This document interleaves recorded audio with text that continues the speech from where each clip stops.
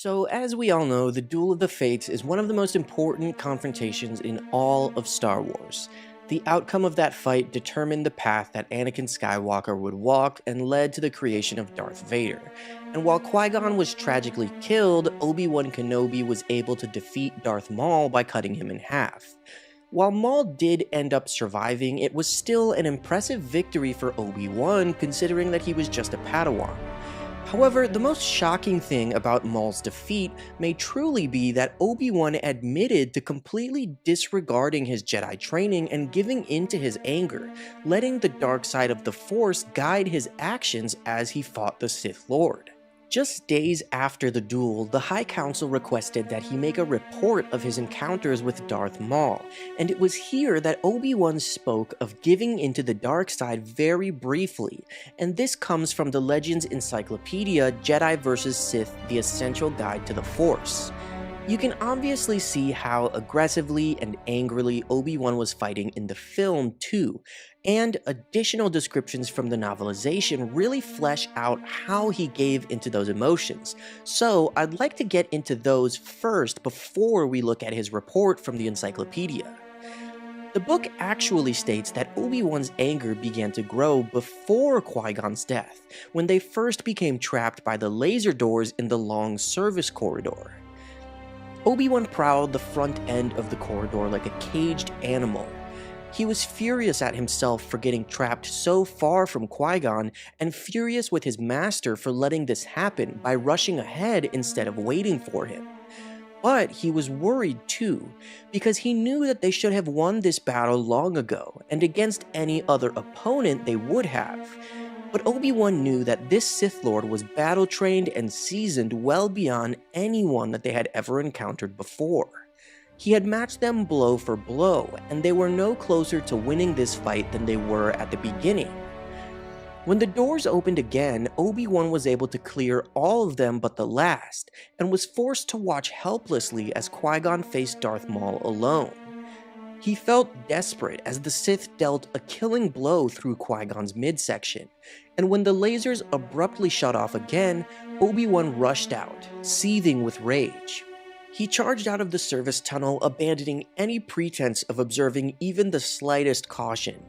He barreled into Darth Maul with such fury that he almost knocked both of them off the ledge and into the abyss. He struck at the Sith Lord with his lightsaber as if his own safety meant nothing, lost in a red haze of rage and frustration, consumed by his grief for Qui-Gon and his failure to protect his master.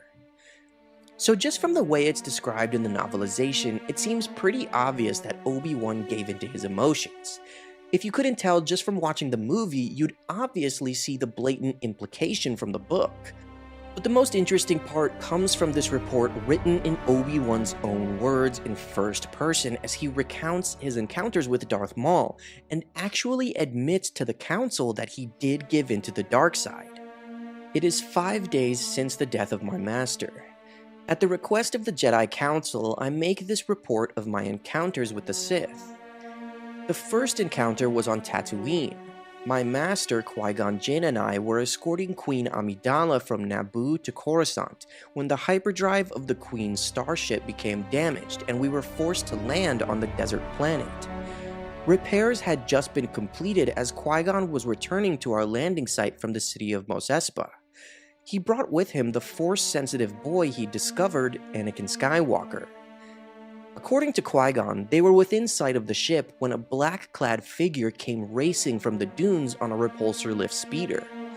The figure leapt at them and ignited a lightsaber and attacked, but Qui-Gon managed to instruct Anakin to run for the ship. I was inside the ship's cockpit when the Queen's security head, Captain Panaka, came running in with Anakin. It disturbs me to realize that I hadn't sensed even the slightest danger before Panaka's alert. Outside the cockpit viewport, I saw Qui-Gon fighting the dark figure. I directed the ship's captain to fly toward Qui-Gon, who was able to leap on board before we ascended from the planet, leaving the attacker behind. Qui-Gon was winded, but was compelled to note that his opponent was well trained in the Jedi arts. When we next saw this enemy, we were assisting in the defense of Naboo against the Trade Federation's droid armies. Close up, he resembled a male Zabrak, but his face was so completely covered with black markings that identification was difficult. He used a double-bladed lightsaber and moved incredibly fast. Just as I sensed that the creature was aware that Qui-Gon and I would beat him, he found a way to divide us. Moments later, we were separated by laser doors in a security hallway. I could do nothing but watch as our enemy struck down Qui-Gon. When the laser door lifted, I gave in to my anger as I charged the Dark Warrior. I absolutely wanted to destroy him. He used my anger against me, actually fed off of my fury, gaining strength as I exhausted my own. I lost my lightsaber and he had me, but then I saw my master's weapon, and as I reached out for it, I heard Qui-Gon's words, telling me to be mindful of the living force. The force guided my movements, and it was by Qui-Gon's blade that his killer was felled. Whether our adversary was stalking us or attempting to assassinate the Queen, we may never know. He was certainly a Sith, but was he master or apprentice? I believe it is only a matter of time before we find out. Anticipating a future encounter, I am compelled to remind all Jedi of what they have been told since their earliest training. Do not lose yourselves to anger, even briefly as I did, for not only is this against our code, but it will make the enemy stronger. So guys, I thought that this was fascinating. I've seen some theory videos and just questions about, did Obi-Wan use the dark side to defeat Darth Maul in The Phantom Menace? Because you can obviously see that he's super angry in the movie just from Obi-Wan's facial expressions and stuff, but the book also describes him being really angry and aggressive and stuff. But I had marked this page in the encyclopedia a long time ago and forgot about it. And yesterday I was just flipping through looking for video ideas, and I reread this whole passage, and I had completely forgotten that Obi-Wan just straight up admits to giving into his emotions and giving into the dark side of the Force in this report to the Council, which is really, really interesting. And even though it's Legends now, it's, you know, part of Legends, this encyclopedia is Legends, I still think it's great lore. It's fascinating to think about.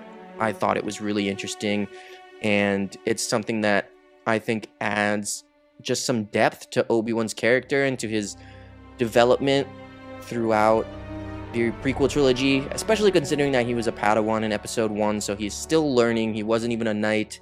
He was still young, and he was able to defeat Darth Maul, but he gave into the dark side for a little bit, and then he used Qui-Gon's knowledge and teachings to actually cut Maul in half and fly out of the pit after Maul used his own anger against him. So I thought that that was really awesome. I really liked that description about using Qui-Gon's words to focus on the living force, and I thought that was cool. So let me know if you guys enjoyed this video. Make sure to like. Hey guys, what's going on? Welcome back to another video. I hope that you're all doing well. Today, I want to talk about a very interesting part of canon lore, something that is alluded to when Obi-Wan kills Maul in Rebels, which is Obi-Wan believing that Luke, not Anakin, was the chosen one. Obviously, coming off the Jedi Purge and the rise of the Empire, Obi-Wan's perspective on things had been skewed. The dark side was stronger than ever, the Sith had won, and Anakin had become Darth Vader.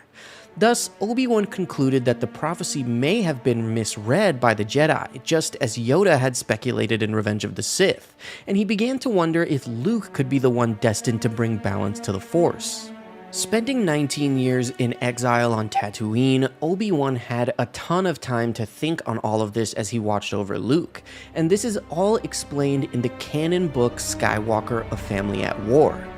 Interestingly enough, Obi-Wan's thoughts on this matter actually play into why he didn't tell Luke the truth about Anakin and Vader being the same person.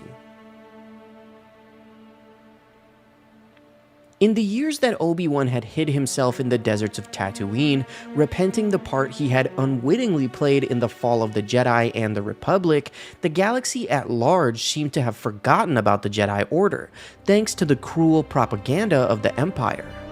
Most of those who had some knowledge of the Jedi considered them to be an ancient, cult-like religion, whose followers devoted themselves to some all-powerful energy that probably never existed. After the Order's fall, Obi-Wan found solace in his simple life beyond the Dune Sea, spending his days meditating among the Bantha. He spent much of his time watching the young Luke Skywalker's home life from afar. He fervently wished to train the boy just as he had his father, making up for the mistakes he had made the first time. To that end, he kept Anakin's lightsaber as an inheritance that he hoped Luke would one day take. Older and wiser, he believed he could make things right in the galaxy by helping Luke reach his full potential in the Force. Another interesting detail regarding this actually comes from the novelization of Revenge of the Sith, in the scene where Yoda, Obi-Wan, and Bail Organa discuss what to do with the Skywalker twins. Obi-Wan told Yoda that he wanted to take Luke and train him as a Jedi from birth, the way that he believed Anakin should have been trained, but Yoda actually forbade him from doing so. Yoda wanted Luke to remain safe with the Lars family and grow up like a normal child. So Obi-Wan was forced to wait. Also due to the fact that Owen Lars was adamant that Luke should know nothing of the Jedi or Anakin. Owen didn't want to forget the past, but he feared that the Skywalker genes would one day turn his young nephew into a vengeful killer, remembering how Anakin had reacted to his mother's death. Regardless, Obi-Wan knew that the boy was strong in the Force, and the day would come when he would be old enough to choose his own path. In time, Obi-Wan began to wonder if perhaps the prophecy had been misread, and it was Luke who was the chosen one. By the time of A New Hope, Luke still knew virtually nothing about the Jedi Order or the Force. In his solitude, Obi-Wan had come to a realization, a phrase he was fond of repeating: "The truth is often what we make of it." During the 19 years of his exile, he had thought long and hard about what answers he might give to Luke's questions one day. Thus, after rescuing Luke from some Tusken Raiders, Obi-Wan told him only what he believed the young man needed to know, the most basic facts as he saw them. Their conversation laid the foundation for Luke's initiation into the ways of the Jedi, while Obi-Wan continued to shield him from the darkest truths of his heritage.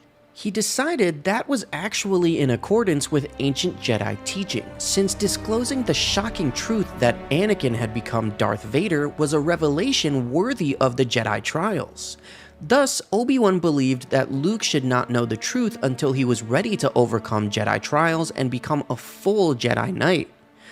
Obi-Wan described Anakin to Luke as a great pilot, a cunning warrior, and a loyal friend. He also admitted to serving as the former master of the Sith Lord Darth Vader before he turned to evil and hunted the Jedi to extinction. Factually, both statements were true, but he dared not connect the two identities, so Obi-Wan said that Vader had betrayed and murdered Anakin.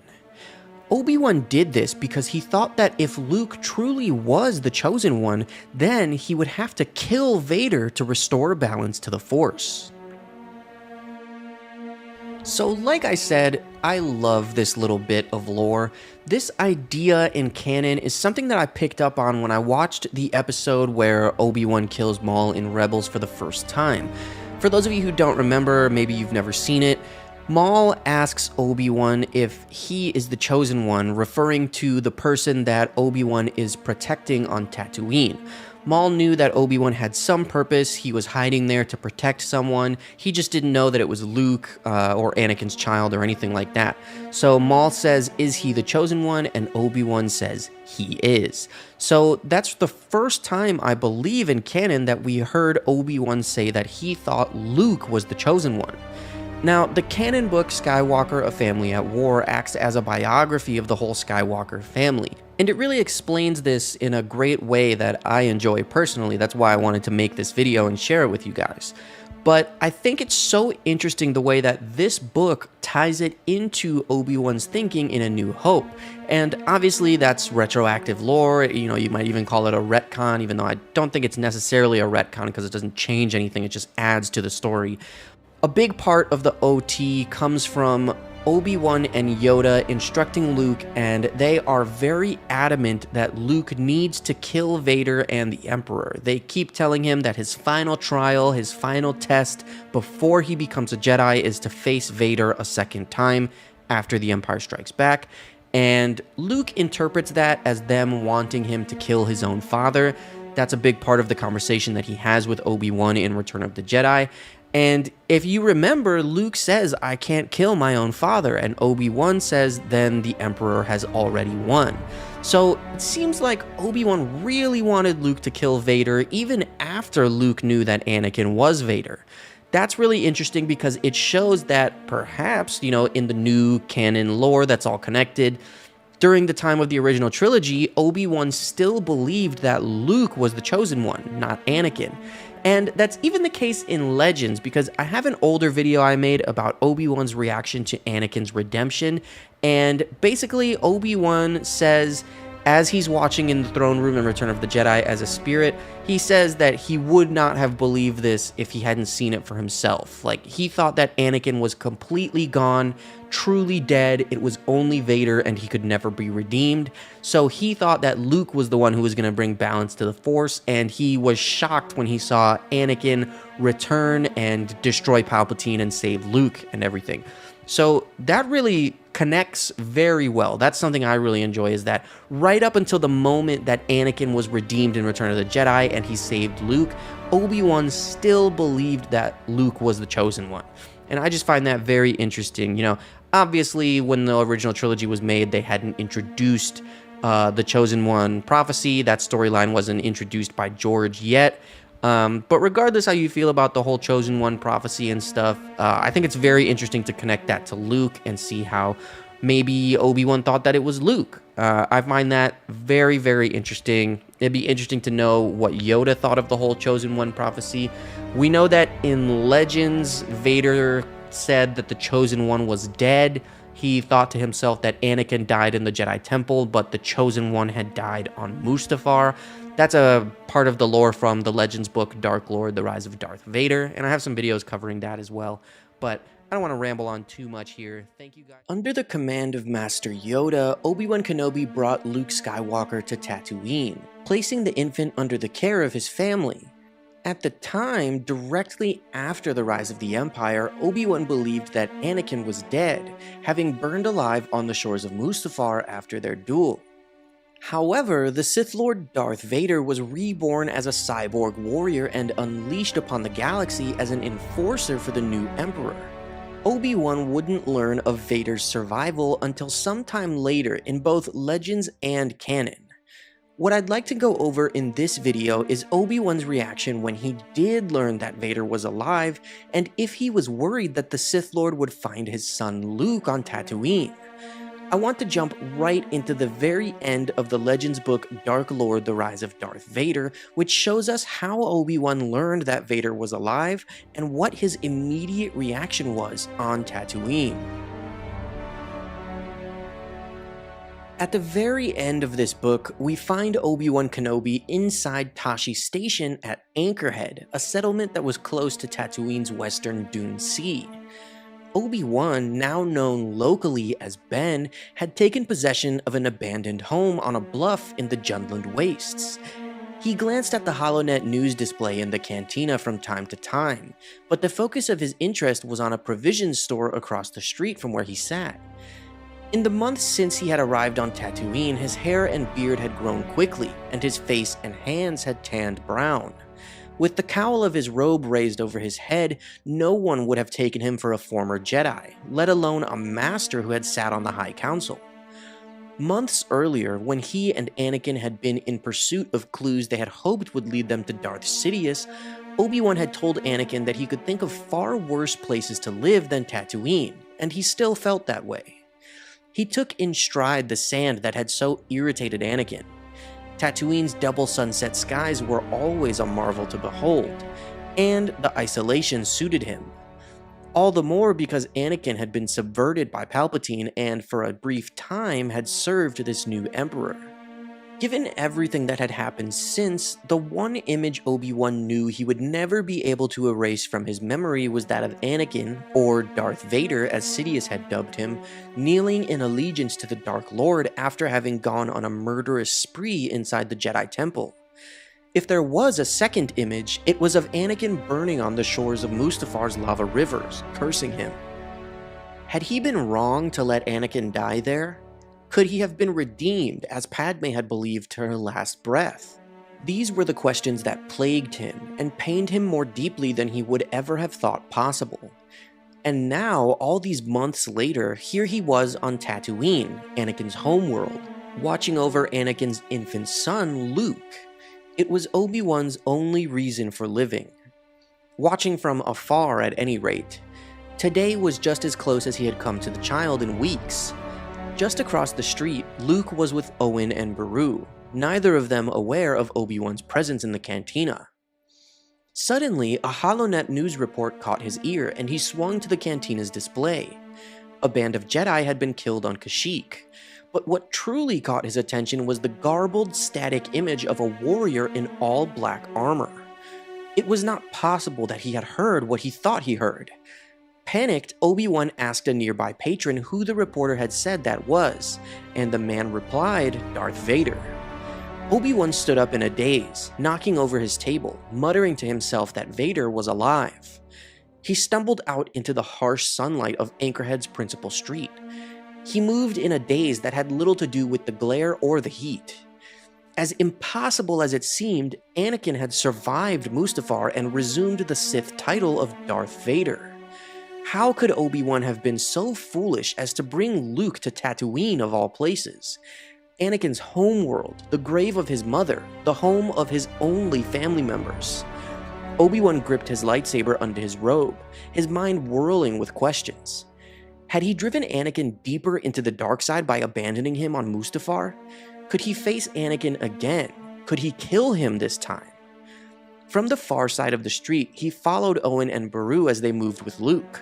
Should he warn them about Vader? Should he take Luke from them and hide on an even more remote world in the Outer Rim?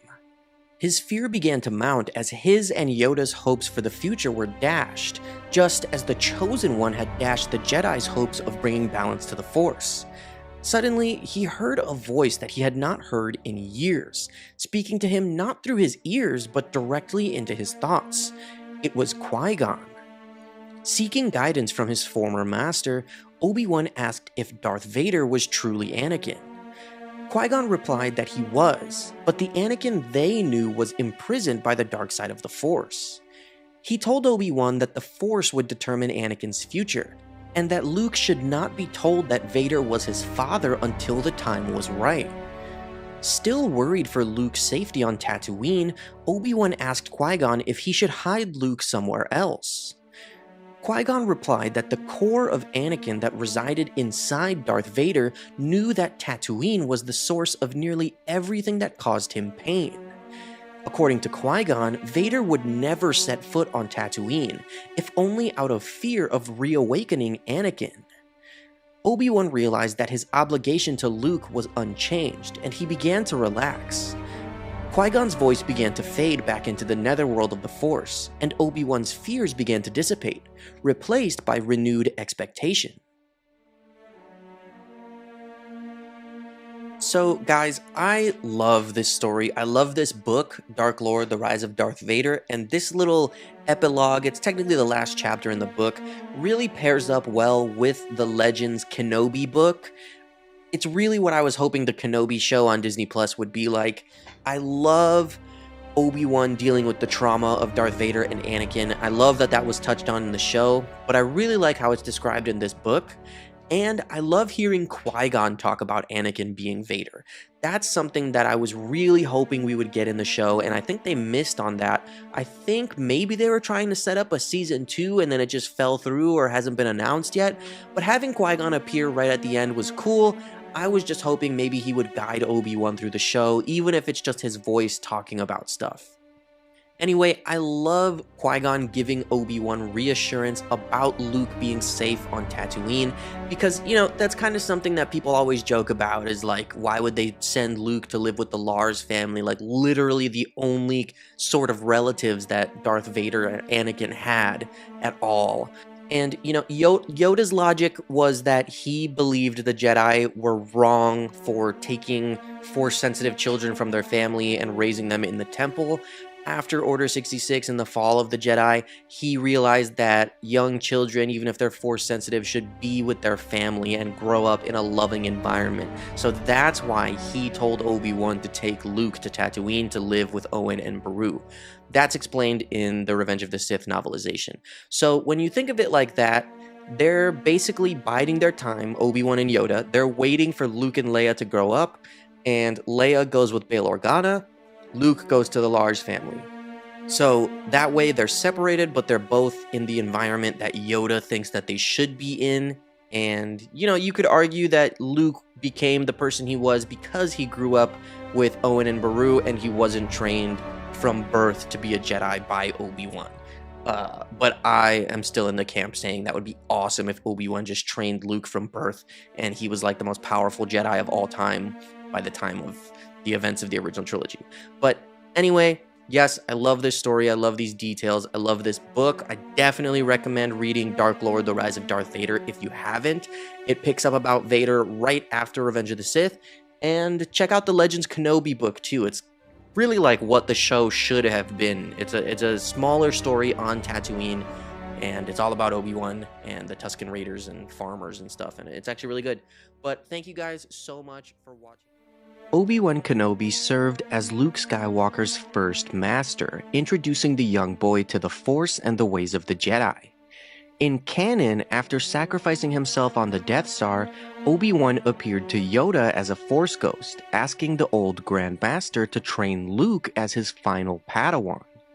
While Yoda was initially reluctant, Obi-Wan insisted that Luke would redeem the Jedi, and was the only one who could confront the Sith. During Luke's training with Yoda, Obi-Wan was always watching from the netherworld of the Force, pondering not only Luke's flaws and obstacles, but Anakin's as well. In the canon book, The Empire Strikes Back from a Certain Point of View, there is an entire story from Obi-Wan's perspective, revealing his thoughts on Luke's training and what was going through his mind as Luke foolishly rushed to save his friends on Bespin. I had hoped that dying would be enough to untangle me from the Skywalker family's issues, and yet here I am again, Obi-Wan Kenobi, one with the Force and still the only thing standing between a Skywalker and an impulsive decision that could have galactic consequences. Tatooine had by no means been a glamorous locale for exile, though I had no choice but to settle myself near Luke's new guardians. Yoda, however, with an entire galaxy at his fingertips, had been so determined to make a meal of his martyrdom that he chose Dagobah as his refuge, the only planet that smells worse than the Jedi Temple training rooms after a combat class with 14-year-olds. Death is better than Dagobah, I think, as the swamp world crystallizes around me. I'm shocked Luke stayed this long. If it were Anakin sent here, with minimal instructions delivered to him by a ghost, only to see his ship swallowed by a sinkhole, Yoda cracking his droid on the dome, then deeming him unteachable before they'd had a chance to talk about anything beyond Yoda's terrible cooking, he would have been grinding his teeth in that way that used to drive me mad. All that, plus the low ceilings, the perpetual damp, and snakes in places they had no business being. The moment the rain started, Anakin would have stormed out of the hut loudly reciting an itemized list of frustrations to no one in particular. If he'd been unable to get his X-Wing out of the swamp, I have no doubt Anakin would have found a way to walk off the planet. But Luke had stayed, and Master Yoda had taught him. And I only had to appear to Yoda in half a dozen of his dreams to convince him that Luke was not Anakin, and this time would be different. We are all better than we had been before. Or not better, but at least we knew what not to do when it comes to training chosen ones. Through the swampy mist rising off the soil, I see Luke throwing supplies into the cargo bay of his X-Wing, hasty and disorganized, shouting over his shoulder at Yoda. I seem to have arrived mid-rant, and though Luke has yet to notice me, I doubt my presence would have done much to quell his passion. Anakin never held his tongue around his elders. The Skywalkers are wildfires, their passions scorching the dirt as soon as they're given a spark. Even Leia was already well known for her ability to set the Empire on fire with nothing but a wet match. Relentless was the word Bail had most often used when he had sent me reports about her. Her mother would have been proud. Luke shouts about his friends as he darts nimbly around the edge of his X-Wing to fiddle with the control panel in the cockpit. His orange flight suit looks garish amid the greens and browns of the swamp, a smudge of flame in the gloom. From his perch atop the ship, R2-D2 whistles his ascent, ever the instigator. "I've got to help them," Luke says. "You must not go," Yoda replies. He's huddled on the ground beneath the nose of the X-Wing, and though I have only ever known a stooped, slow-moving Yoda, somehow he seems even shakier on his feet than the last time I was here. He's leaning heavily on his gnarled cane as it sinks into the mud, his posture the curled crook of a being who has become too accustomed to living in darkness. "But Han and Leia will die if I don't," Luke replies ferociously, dropping off the ladder of his starfighter. Since no one is pointing out the obvious flaw in that logic, I feel the need to finally intervene. "You don't know that," I say dryly. Luke doesn't look surprised as he turns to me. This isn't the first time I've had to make an appearance here to facilitate a group therapy session with him and Yoda. His hair has gotten longer since I last saw him, and it falls over the scars that have rearranged one side of his face since the Wampa attack.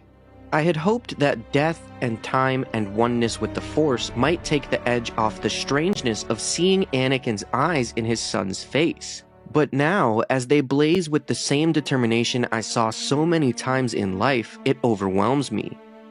I had spent years and years in that tiny sand cell on Tatooine, sweating and perpetually dehydrated and with nothing to do but relive everything I could have done differently and then slowly let each one go, trying to make peace with losing Anakin.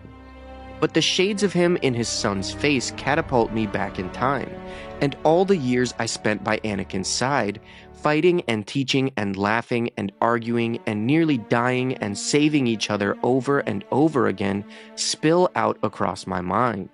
And now here is his son, looking at me with those same flushed cheeks, caring too much about everything, and both my life and death would be so much easier if the Skywalkers didn't care so much.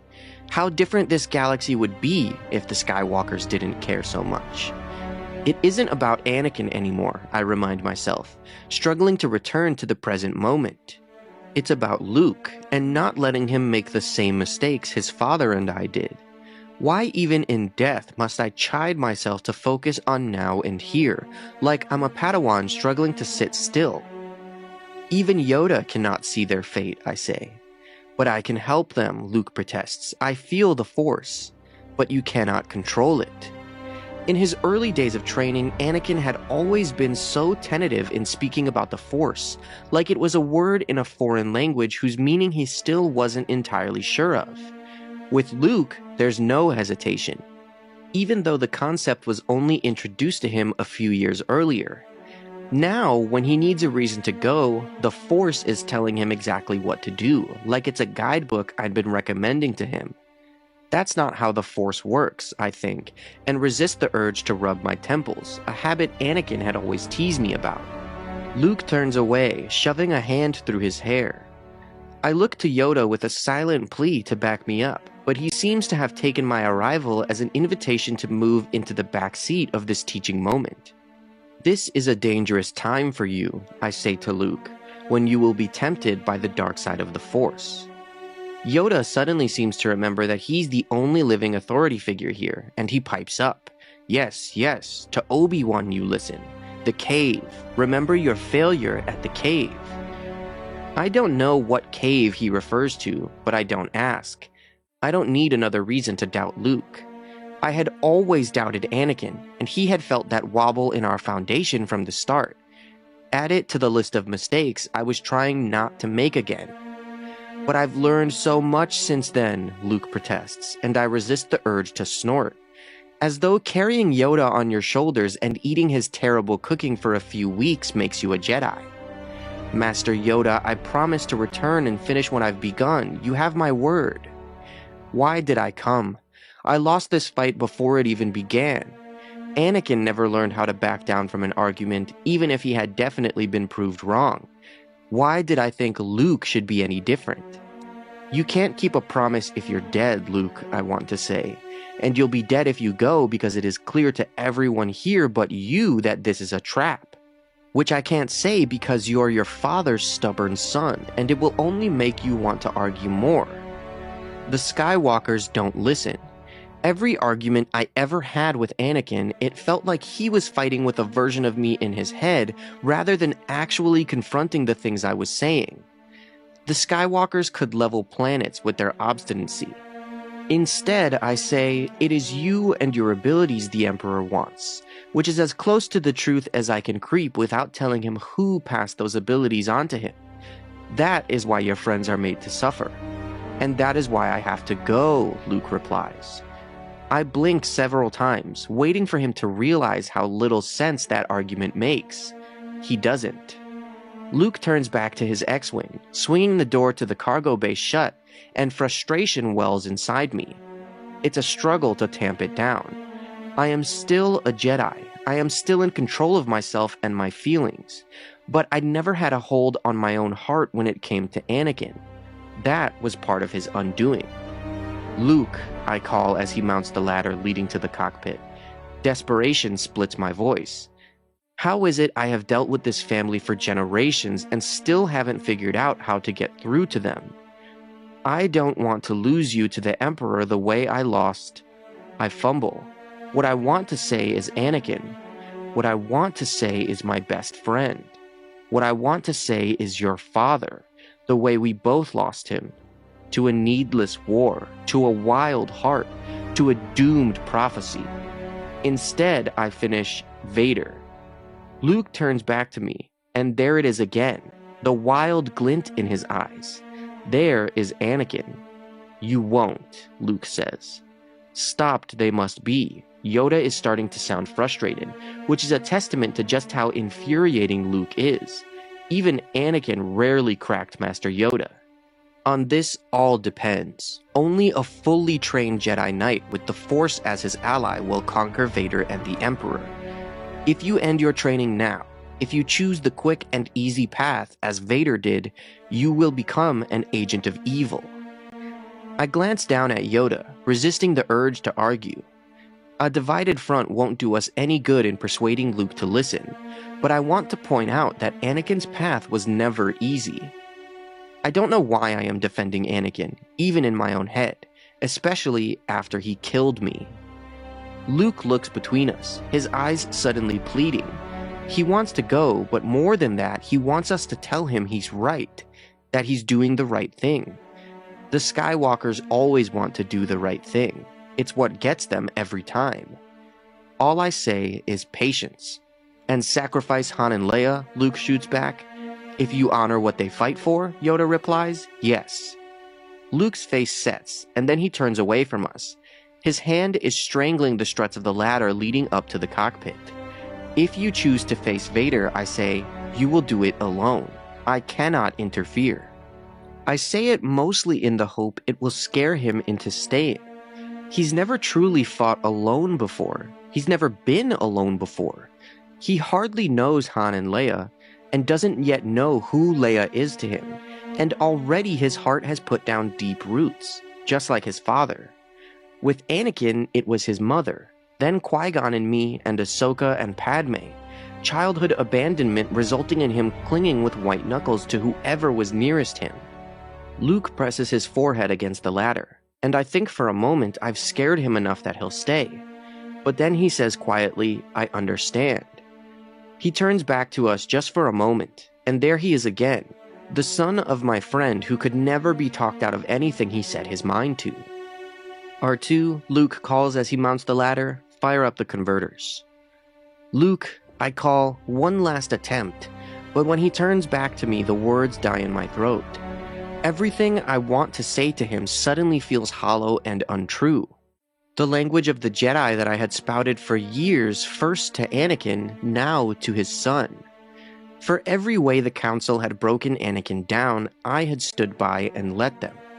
I had been their arbiter of justice, repeating the language they had given me. Why didn't I fight for Anakin, I think. So instead, I offer the only advice I have. Don't give in to hate. That leads to the dark side. Strong is Vader, Yoda adds. Mind what you have learned. Save you it can. Luke tugs the strap of his helmet into place. I will, he says, and I'll return. I promise.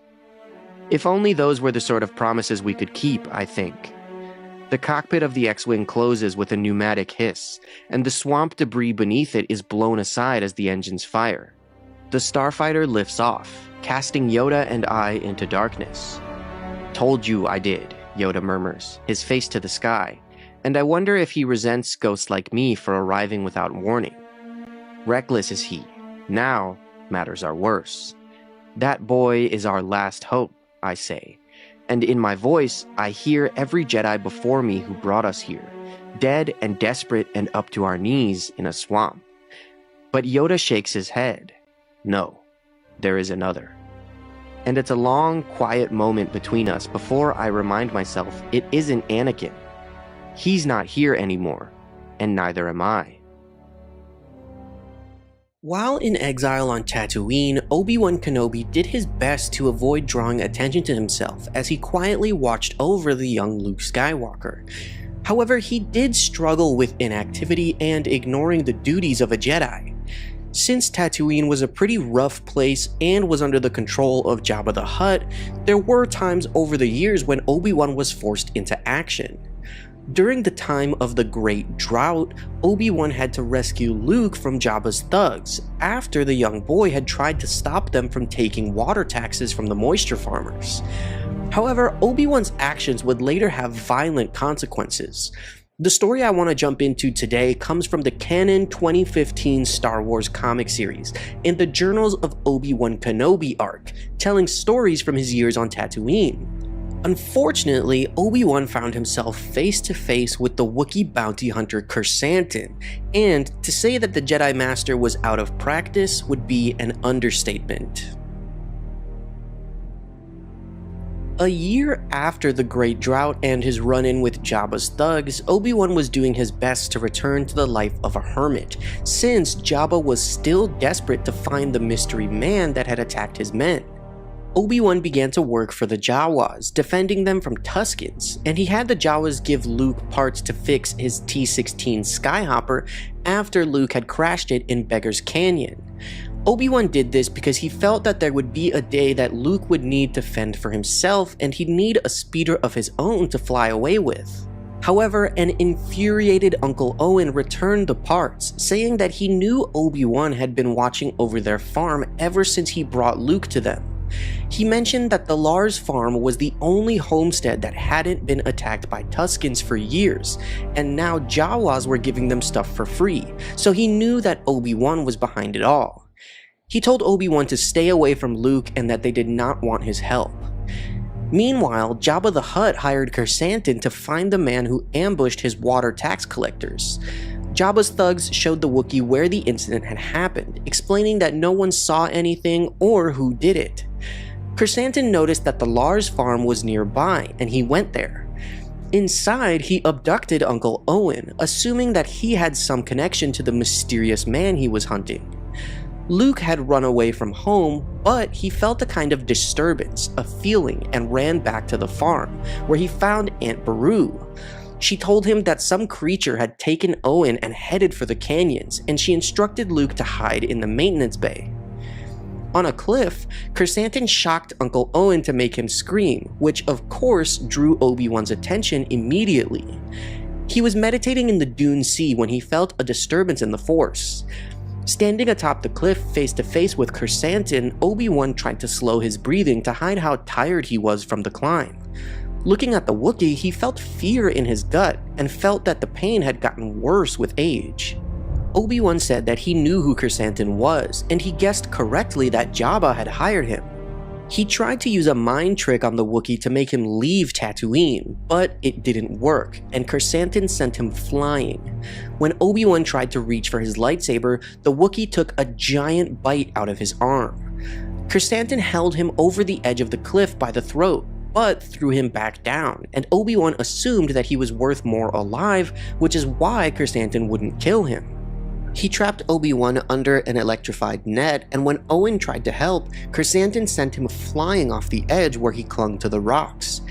In pain, being electrocuted by the net, Obi-Wan reached out with the Force and begged Qui-Gon's spirit to guide his hand.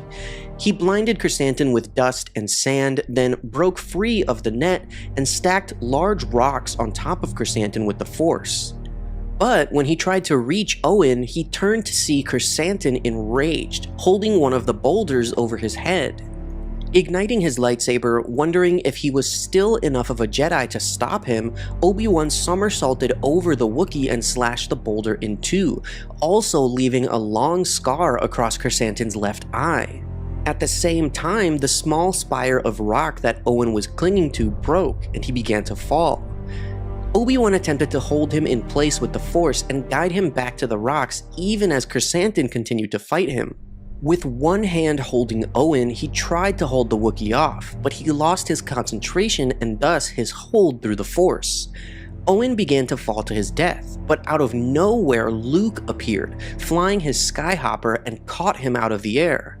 As they flew away, Obi-Wan thought to himself that he could feel the Force flowing through Luke in that moment, the boy who would one day save them all. With Owen out of danger, Obi-Wan turned to finish his fight with the Wookiee. He deflected Chrysanthemum's bowcaster shots back at him, causing him to scream in pain. Chrysanthemum backed up, still partially blinded and now freshly wounded, and he fell from the cliff. Down below, Luke and Owen hugged each other as Obi-Wan watched. Obi-Wan later wrote that he heard Chrysanthemum had fled Tatooine since he failed Jabba. Obi-Wan and Owen did not say anything to each other about what had happened. They simply returned to their daily lives. So guys, I really like this story. I like this little run in the comics where it's just Obi-Wan's journals and he's talking about how sometimes he still had to jump into action on Tatooine. Honestly, stories like this are what I wished the Obi-Wan show would be like, where he's on Tatooine, he's doing stuff, he's protecting Luke. It's much more of like a small scale, small conflict, just him protecting Owen and Beru and Luke and stuff. I really like stories like that. These stories in this comic remind me of the Legends KENOBI book, where it's a much smaller conflict. He stays on Tatooine, and it's just about him kind of trying to mediate a war between the Tusken Raiders and all of the moisture farmers. And he thinks about Luke, and there's a lot of stuff about Anakin, and Obi-Wan's processing what happened after Revenge of the Sith. But it's just him on Tatooine, still being a hermit, but he is forced into action and he has to fight sometimes. And I don't want to give away everything that happens in the book, but it's a great book, and that's really what I wish the Obi-Wan Kenobi show was like. I think him leaving Tatooine in that show and like fighting Vader again, you know, whatever. I love that duel. I don't really have a problem with that, but I just think that there was too much going on. I didn't like how Reva went to the farm and stuff like that. I think that a Wookiee bounty hunter, you know, stuff like that is much more appropriate because it doesn't really expose Luke to the Jedi and Sith and the Force and stuff. So that's what I like about this, because it's still action, but it doesn't really contradict anything about Obi-Wan's exile and Luke's childhood, I feel like, if that makes sense.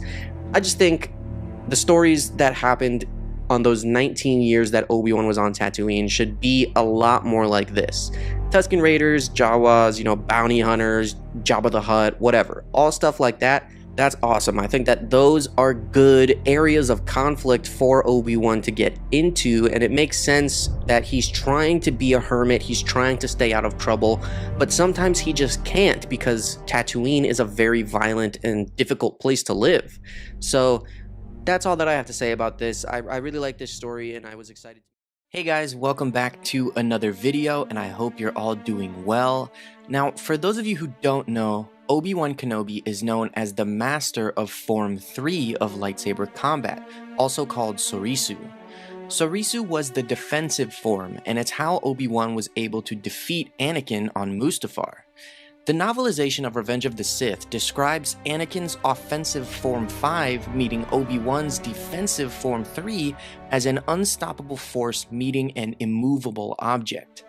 However, while he did achieve mastery of Form 3 and it's what he is most known for, it wasn't always the form that he used.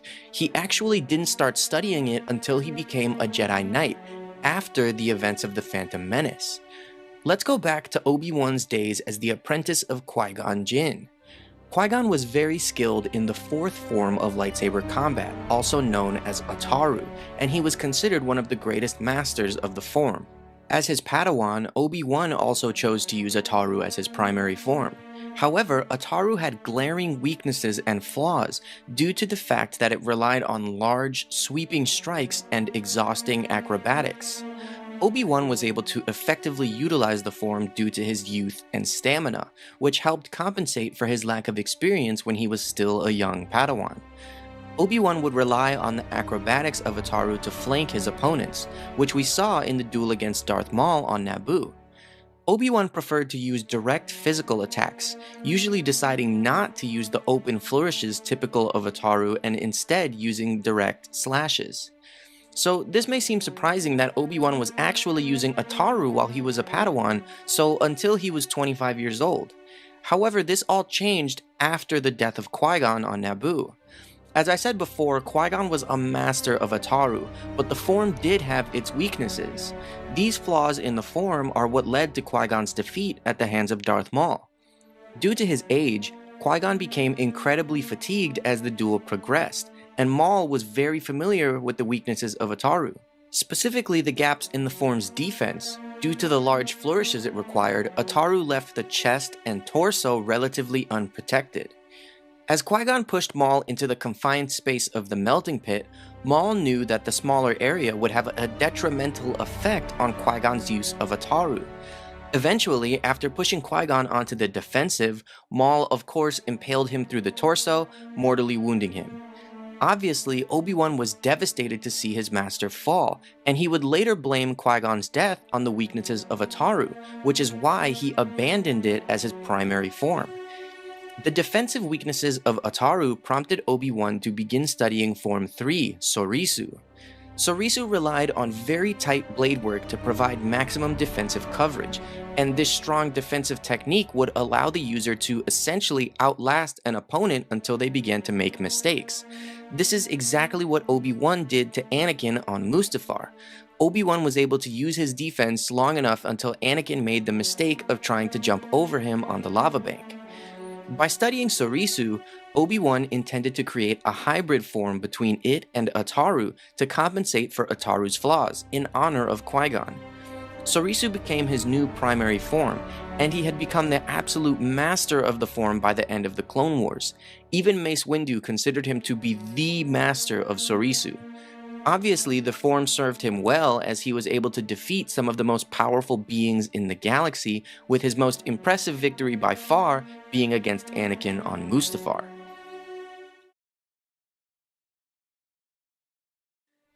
After their legendary duel on Mustafar, Obi-Wan assumed that Anakin Skywalker, then the Sith Lord Darth Vader, had died from his severe injuries. And during his exile on Tatooine, Obi-Wan mourned the loss of his student and brother, carrying tremendous guilt. Of course, Vader had survived, holding on to life through his hatred and living within a suit of life support armor. The story of Obi-Wan discovering that Vader was still alive was recently retold in Canon in the Obi-Wan Kenobi show. The third sister just tells Obi-Wan that Vader is alive and he is left shocked by the revelation.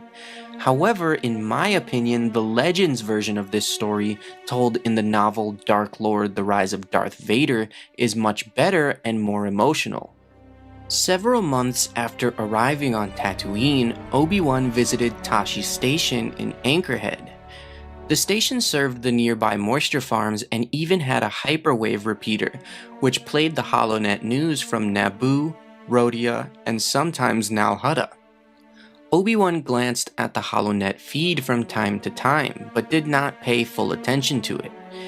As he sat in the station, he thought of Tatooine, of its gossiping residents who had no idea that he was once a Jedi Master. He remembered once telling Anakin, as they searched for clues regarding the elusive Darth Sidious near the end of the war, that he could imagine worse places to live than Tatooine. He still felt that way. He did not mind the perpetual sand that Anakin hated, and the binary sunset of Tatooine was beautiful to behold, and he felt as though the isolation suited him now. Especially because Anakin had been subverted by Darth Sidious and served the newly appointed Emperor for a short time. Obi-Wan thought of that day, and he knew the one image he would never be able to forget was that of Anakin as Darth Vader, kneeling before the Emperor after his slaughter in the Jedi Temple. If there was a second image, it was that of Anakin burning on one of Mustafar's lava banks. Obi-Wan wondered if he had been wrong to let Anakin die there, and if Anakin truly could have been redeemed, as Padme had believed until her dying breath. The questions plagued him and pained him more deeply than he ever thought possible. And now, months later, he was back on Anakin's homeworld, watching over Anakin's son, Luke. It was Obi-Wan's only reason for living. As he sipped his water, a HoloNet report caught his ear, as the reporter spoke of a band of Jedi survivors that had been defeated on Kashyyyk. Obi-Wan cursed under his breath and mourned the loss of the foolish Jedi. They had no idea the real truth of the war, and they had continued their fight. Suddenly, the image on the HoloNet showed a dark warrior, clad head to toe in black armor. Obi-Wan seemed to freeze and fill with dread, and he thought surely he had misheard what the reporter just said. Jumping from his seat, he asked the bartender what name the reporter had just said. Nonchalant, the worker replied that she had said Lord Vader. Obi-Wan replied that was impossible, and overcome with shock, grabbed his belongings and stumbled out into the street. He moved in a daze that had nothing to do with the bright glare of the suns or the heat. As impossible as it seemed, Anakin had survived Mustafar and resumed his title as the Sith Lord Darth Vader. Obi-Wan wondered how he could have been so foolish as to listen to Yoda and bring Luke to Tatooine of all worlds, Anakin's homeworld, the home of his closest family and the site of his mother's grave. Obi-Wan tightly gripped his lightsaber, hidden beneath his robes. He thought many questions to himself. Had he pushed Anakin closer to the dark side by abandoning him on Mustafar? Could he face Anakin again? Could he kill him this time? Should he warn Owen and Beru about Darth Vader? Should he take Luke from them and flee to another world that was even more remote than Tatooine? His fear began to grow, and he thought that he and Yoda's hopes for the future had just been destroyed, when he heard a familiar voice call out to him. He came to an abrupt halt. It was a voice he had not heard through his ears, but directly into his thoughts. It was Qui-Gon. Master, I was wrong to leave him on the lava bank. I should have made sure that he was dead. Obi-Wan, the Anakin that you and I knew is imprisoned by the dark side. The Force will determine his future, but Luke must not be told that Vader is his father until the time is right. Should I take further steps to hide Luke? The core of Anakin that resides in Vader grasps that Tatooine is the source of nearly everything that causes him pain. Vader will never set foot on Tatooine, if only out of fear of reawakening Anakin. Qui-Gon's voice began to fade, and Obi-Wan's fears began to dissipate, replaced by renewed expectation.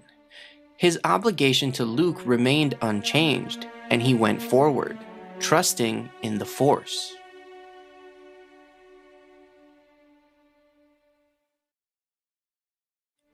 As Obi-Wan and Yoda made their way out of the Jedi Temple after recalibrating the beacon, warning survivors to stay away, Obi-Wan was compelled to uncover the truth of the slaughter around them.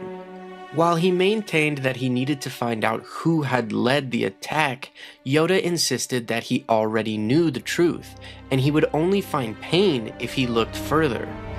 In the film, the scene is somewhat brief, but the novelization greatly expands upon Obi-Wan's thoughts and emotions, and it's heartbreaking. After altering the beacon, Obi-Wan decided that he needed to know everything.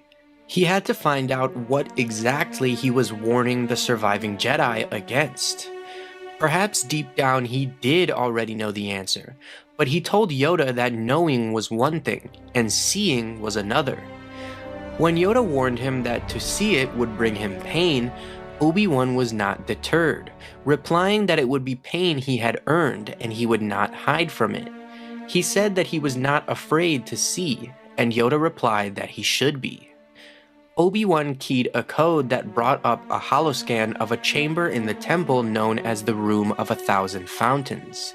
He watched younglings run into the room, fleeing a storm of blaster fire. He watched Sindralig and a pair of teenage Padawans back into the scene, blades whirling, cutting down advancing clone troopers. He watched a lightsaber blade come into view, cutting down first one Padawan and then another. He watched the brisk stride of a caped figure who hacked through Dralig's shoulder, then stood aside as the old Jedi fell dying to let the rest of the clones blast the children to shreds. Obi-Wan's expression never flickered. He opened himself to what he was about to see. He was prepared, centered, and trusting in the Force, and yet, when the caped man turned to meet a cloaked figure behind him, Obi-Wan wished he had the strength to rip his eyes out of his head. But even if he was blind, he would see that image forever. He would see his friend, his student, his brother, turn and kneel in front of a Lord of the Sith.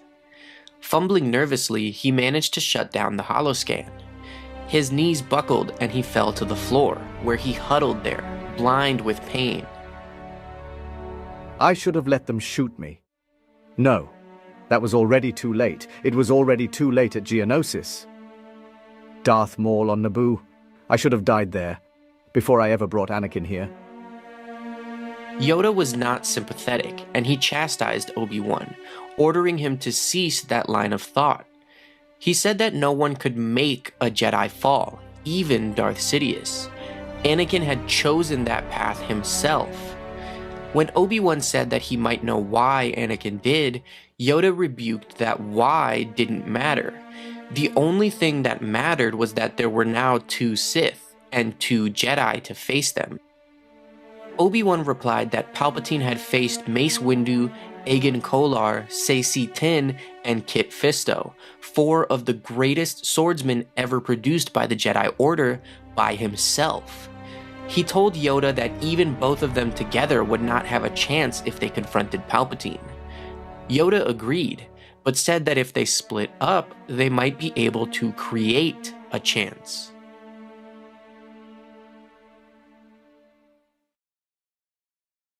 Thanks to the teachings of Qui-Gon Jinn, Obi-Wan Kenobi became one with the Force after his death. Where he had once been but an isolated drop of water in a great sea, he was now the sea itself, flowing everywhere and through everything. The Force transcended time and space. As a spiritual entity, Obi-Wan was not hampered by the laws of physics. He could travel across the galaxy from one world to another by merely thinking of the journey. As such, Obi-Wan silently witnessed Luke Skywalker's confrontation against Darth Vader and the Emperor, and his thoughts throughout the shocking ordeal are explained in the Legends book The Life and Legend of Obi-Wan Kenobi. Obi-Wan's spirit was invisible but present when Luke arrived in the Endor system. When Luke surrendered to Darth Vader, he listened as Luke maintained his belief that a remnant of Anakin Skywalker remained within Vader and had not been entirely consumed by evil.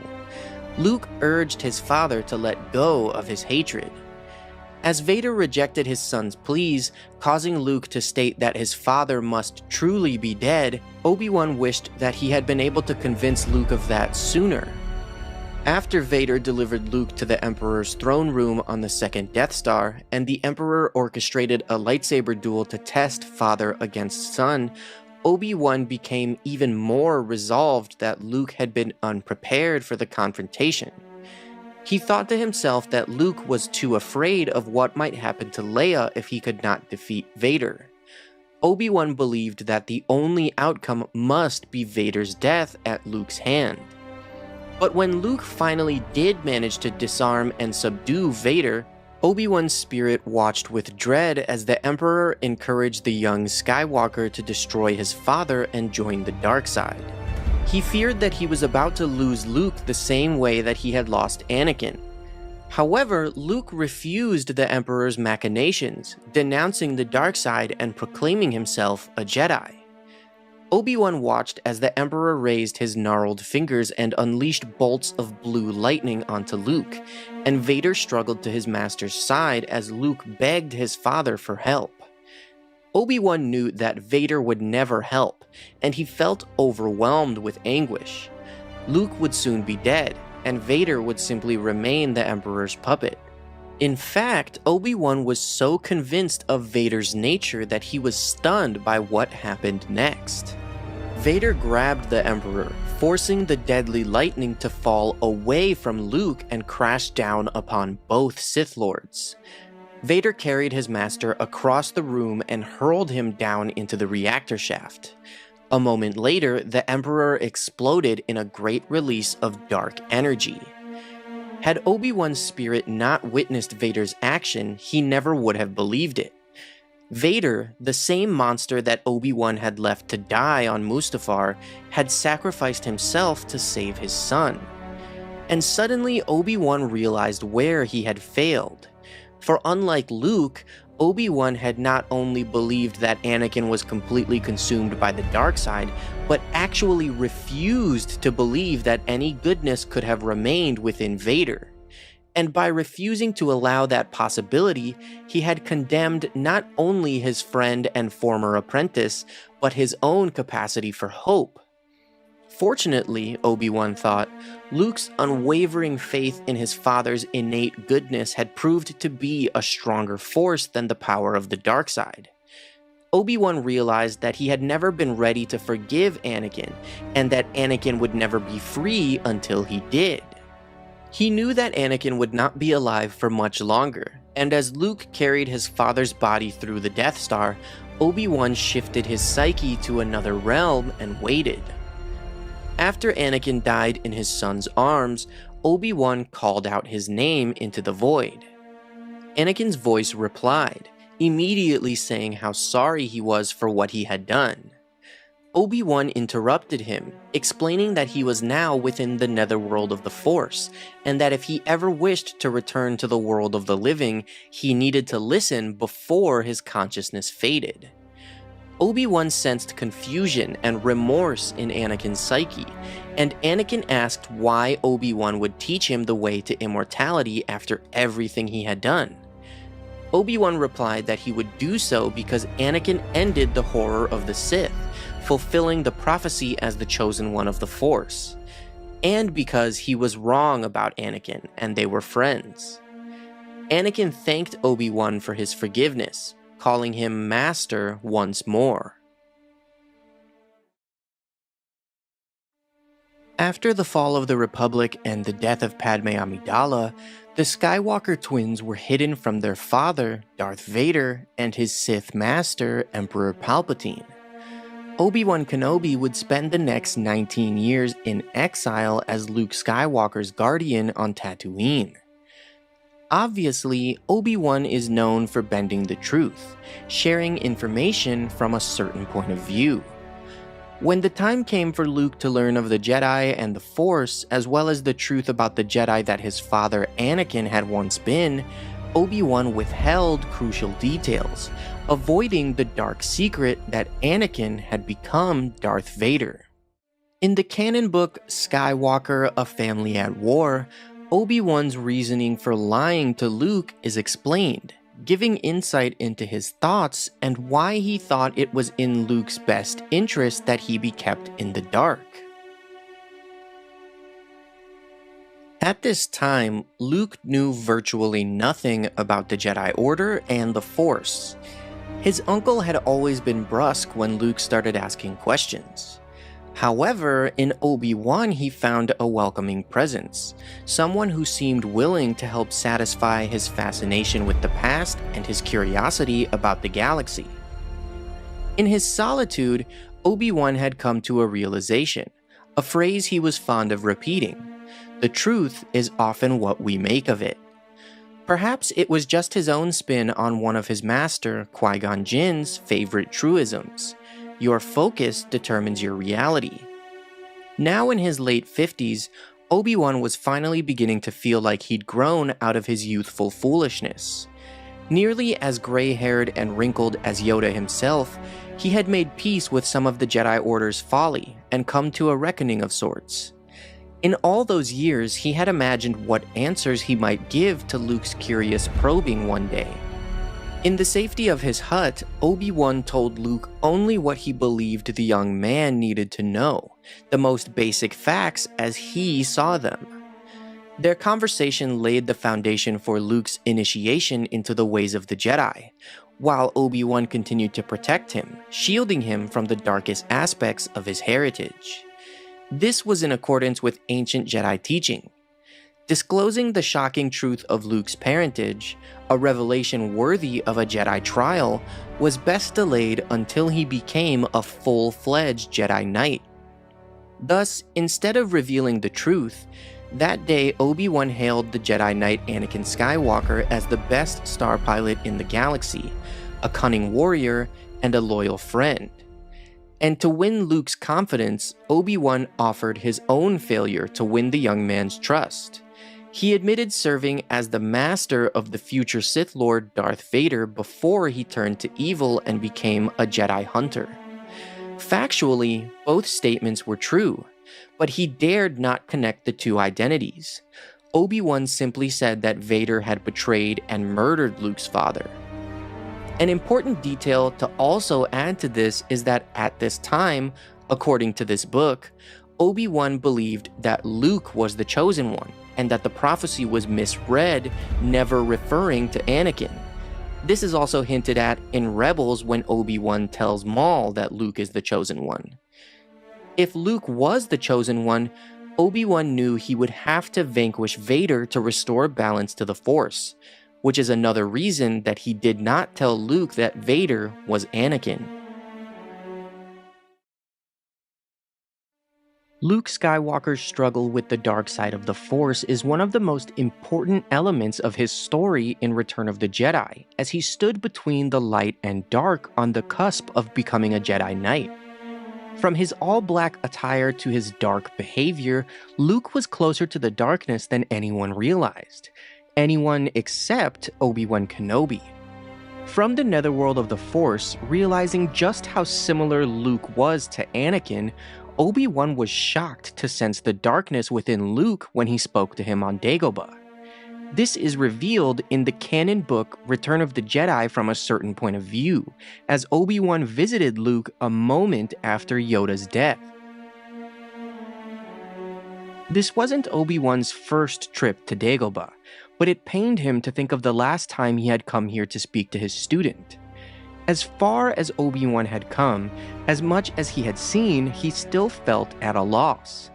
What a fool he had been to think that he could train another impulsive, headstrong Skywalker.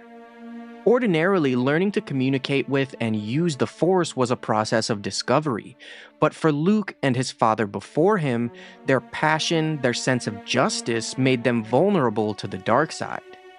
That was why Obi-Wan had to find a way to effectively communicate with the young Luke. The stakes were impossibly high, and Obi-Wan sensed that Luke felt adrift at this moment. Through the Force, Obi-Wan could see the elderly Yoda inside his hut, with Luke at his side, both of them growing brightly, and he felt the planet gasp as Yoda joined the Force. Obi-Wan hesitated, unwilling to intrude on such a private moment. Already, this second attempt to reach Luke was spinning out of his control. Not only had Luke just watched his second Jedi Master die before his eyes, but Obi-Wan sensed that Yoda had told Luke the truth about his father. For so long, Obi-Wan had been sure that Luke should not learn the whole truth of Vader's identity until he had completed his Jedi training. For him to learn the truth so suddenly, so soon before his final test, could send him into the darkness. The danger was still there, But Obi-Wan also sensed an openness, a waiting inside his student, even as grief and loneliness washed through him.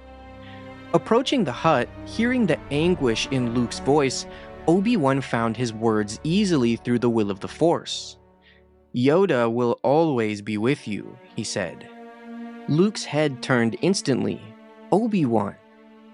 Obi-Wan approached as Luke ducked beneath his X-Wing and crossed to meet him. "Why didn't you tell me?" he asked, urgency and worry, even fear tinging his voice. For a moment, it was as if Anakin stood before him, returned from darkness, from death. "You told me Vader betrayed and murdered my father." Now Obi-Wan thought of his last meeting with Leia, the risk he'd taken in telling her even a little about her parents. "Your father was seduced by the dark side of the Force," Obi-Wan said. "He ceased to be Anakin Skywalker and became Darth Vader. When that happened, the good man who was your father was destroyed. So what I told you was true," Obi-Wan continued, from a certain point of view. Obi-Wan sensed the struggle within Luke's heart. Beneath a layer of calm lay a roiling sea of surging emotion. Darkness and light intertwined. Luke's darkness surged against the light, but his better nature, while quieter, was the more powerful of the two, for now. Of course, this was not the first time Luke had struggled so. Before, it had been attachment to his friends that threatened to pull him in the wrong direction, even after Obi-Wan warned him. Luke's voice broke. From a certain point of view? The last time he'd spoken to Luke, Obi-Wan's voice had sounded hollow and brittle in his own ghostly ears. He could read in Luke's posture that his decision to leave Dagobah and risk everything to save his friends had already been made. It was maddening how like his father he looked, with his high cheeks and shining blue eyes. During the Clone Wars, Anakin had risked his own life over and over to save his friends. "When I first knew him, your father was already a great pilot, but I was amazed how strongly the Force was with him. I took it upon myself to train him as a Jedi. I thought I could instruct him just as well as Yoda. I was wrong." "There is still good in him," Luke said. It was the last thing Obi-Wan expected to hear. These were the last words Padme had said to him, and to hear them now from her son made Obi-Wan feel as if, for all that he had joined the Force and become one with the Infinite, part of him could still feel small and shocked. How to explain to the young man that it mattered little, if at all, whether there were shards of Anakin's true and noble heart buried deep beneath the rotten, scabrous surface of Darth Vader? He worshipped power and desolation, committed himself to spreading darkness throughout the galaxy because he believed that what light there was could never triumph. "He's more machine now than man," Obi-Wan said, "twisted and evil." But he knew Luke wouldn't be convinced. Maybe this was the moment Obi-Wan had been waiting for. Maybe it was time he told Luke the truth. But how much of it? "I can't do it, Ben," Luke said with a shake of his head. "You can't escape your destiny," Obi-Wan said. Again, his voice sounded tinny and far off in his own ears. "You must face Darth Vader again." "I can't kill my own father." Those weren't the words Obi-Wan had expected to hear either. He'd expected, "I can't beat him," or "he's too powerful." Obi-Wan held Luke's gaze for a moment, then looked away with a sad shake of his head. "Then the Emperor has already won," he said. "You were our only hope." He was missing something vitally important. "Yoda spoke of another," Luke said. "Leia." Obi-Wan emptied his mind and let the Force shine through him. This was the crucial moment, his last chance to help Luke turn the tide. He wondered what he should say, was still wondering when he heard his own voice. "The other he spoke of was your twin sister." Luke's posture stiffened for a moment. A shock ran through him, and Obi-Wan could tell from the attitude of his body that the boy knew unvarnished truth when he heard it. Luke opened his mouth and shut it with a snap. Confusion knitted his brow. "But I have no sister." "To protect you both from the Emperor, you were hidden from your father when you were born. The Emperor understood, as I did, that if Anakin were to have any offspring, they would be a threat to him. That is the reason why your sister remains safely anonymous. Before his death, Obi-Wan had feared that, as strong in the Force as they both were, one or both of the twins would simply pluck the knowledge of their relation from thin air, especially if they spent a significant amount of time together. That's exactly what Luke did then. "Leia," he said. It wasn't a question. "Leia's my sister." Obi-Wan couldn't help but smile. "Your insight serves you well. Bury your feelings deep down, Luke. They do you credit, but they could be made to serve the Emperor." Luke hesitated only for a moment before sitting cross-legged beside Obi-Wan. Obi-Wan decided to share the truth of how Palpatine had defeated Anakin without a battle. Luke nodded slowly, taking in everything Obi-Wan had told him. How like Anakin he looked then. Luke's father had worn the same hooded expression whenever Obi-Wan or another elder Jedi had handed him an unexpected lesson. The similarities between them terrified him. No, Obi-Wan stopped. The similarities between Anakin and Luke should have terrified him, but they didn't. This was the detail Obi-Wan had been missing.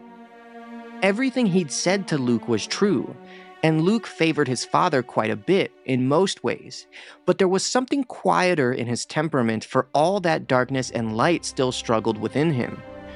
The boy was similarly terrified and enraged by the suffering of others, both strangers and those he held dear.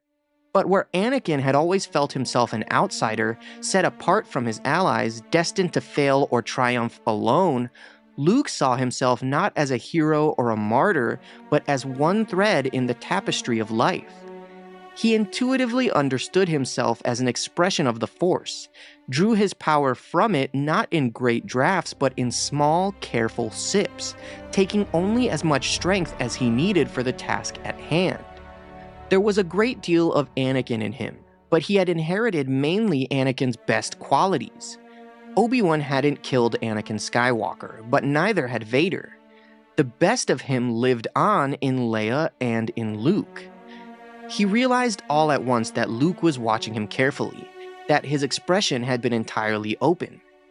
Luke must have seen his relief. "What is it, Master?" Luke asked. Obi-Wan shook his head, still grinning. So this was the lesson the Force had sought to teach him. "It's so good to see you, Luke. I should have said so before." "Ben, am I ready for this?" "Trust in the Force, Luke," Obi-Wan said, "and in yourself."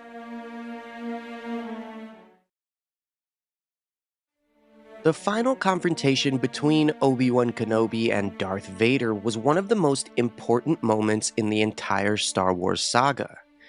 Obi-Wan became one with the Force, completing the training passed down from Qui-Gon and Yoda. Darth Vader finally vanquished his old master and sank deeper into the suffering of the dark side.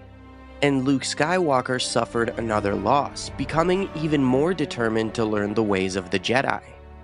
In the canon book Star Wars from a Certain Point of View, we are finally shown Obi-Wan's perspective during his duel with Vader and his thoughts as he died and became one with the Force. As Obi-Wan entered the ether of the Force, his consciousness maintained within the physical realm despite his body being gone, he experienced visions of the past, present, and future. He saw his younger self, exiled on Tatooine, hoping to help the young Luke in any way he could. He saw a newborn baby cradled in his arms as Padme Amidala released her last breath. He watched Qui-Gon sink to his knees on Naboo. He saw eyes corrupted by the dark side, burning yellow with hatred on the shores of a lava river. Yet his vision also returned to his duel with Vader, moments before his death, as he relived the confrontation. Obi-Wan saw Vader waiting in the corridor ahead, as silent and motionless as a statue. Vader appeared so calm and controlled, but Obi-Wan could feel his rage seething beneath his mask. He knew that fury threatened to overwhelm Vader, just as it always did, but he managed to restrain it. Obi-Wan was impressed, thinking that the Emperor must have taught his former apprentice well. He always knew this day would come. As Vader stepped forward to meet him, he ignited his lightsaber, and another memory came over him, remembering Padme's last words, insisting that there was still good within Anakin. Obi-Wan wondered if she truly believed that, and decided that he did not. His friend was dead. The dark figure in front of him was not Anakin Skywalker. As Vader spoke of the circle being complete, Obi-Wan felt his own anger rise, his years of training and discipline ebbing away so that he could barely hear what the Sith Lord was saying. Obi-Wan called him Darth, for he could not use his real name. He thought it might undo him to utter Anakin's name again, and decided that the time for talk was at an end. It was time for this to be finished once and for all. As their blades clashed, Obi-Wan saw his own face, old and tired, reflected in Vader's black helmet. Vader was holding back, testing his former master's limits, perhaps seeing how time had diminished Obi-Wan's abilities. As their sabers clashed again, Obi-Wan was thrust backward, as Vader's cybernetic arms overpowered him. Then Obi-Wan's vision lurched again, as the past and present clashed together in the Force. He wondered if this was truly power.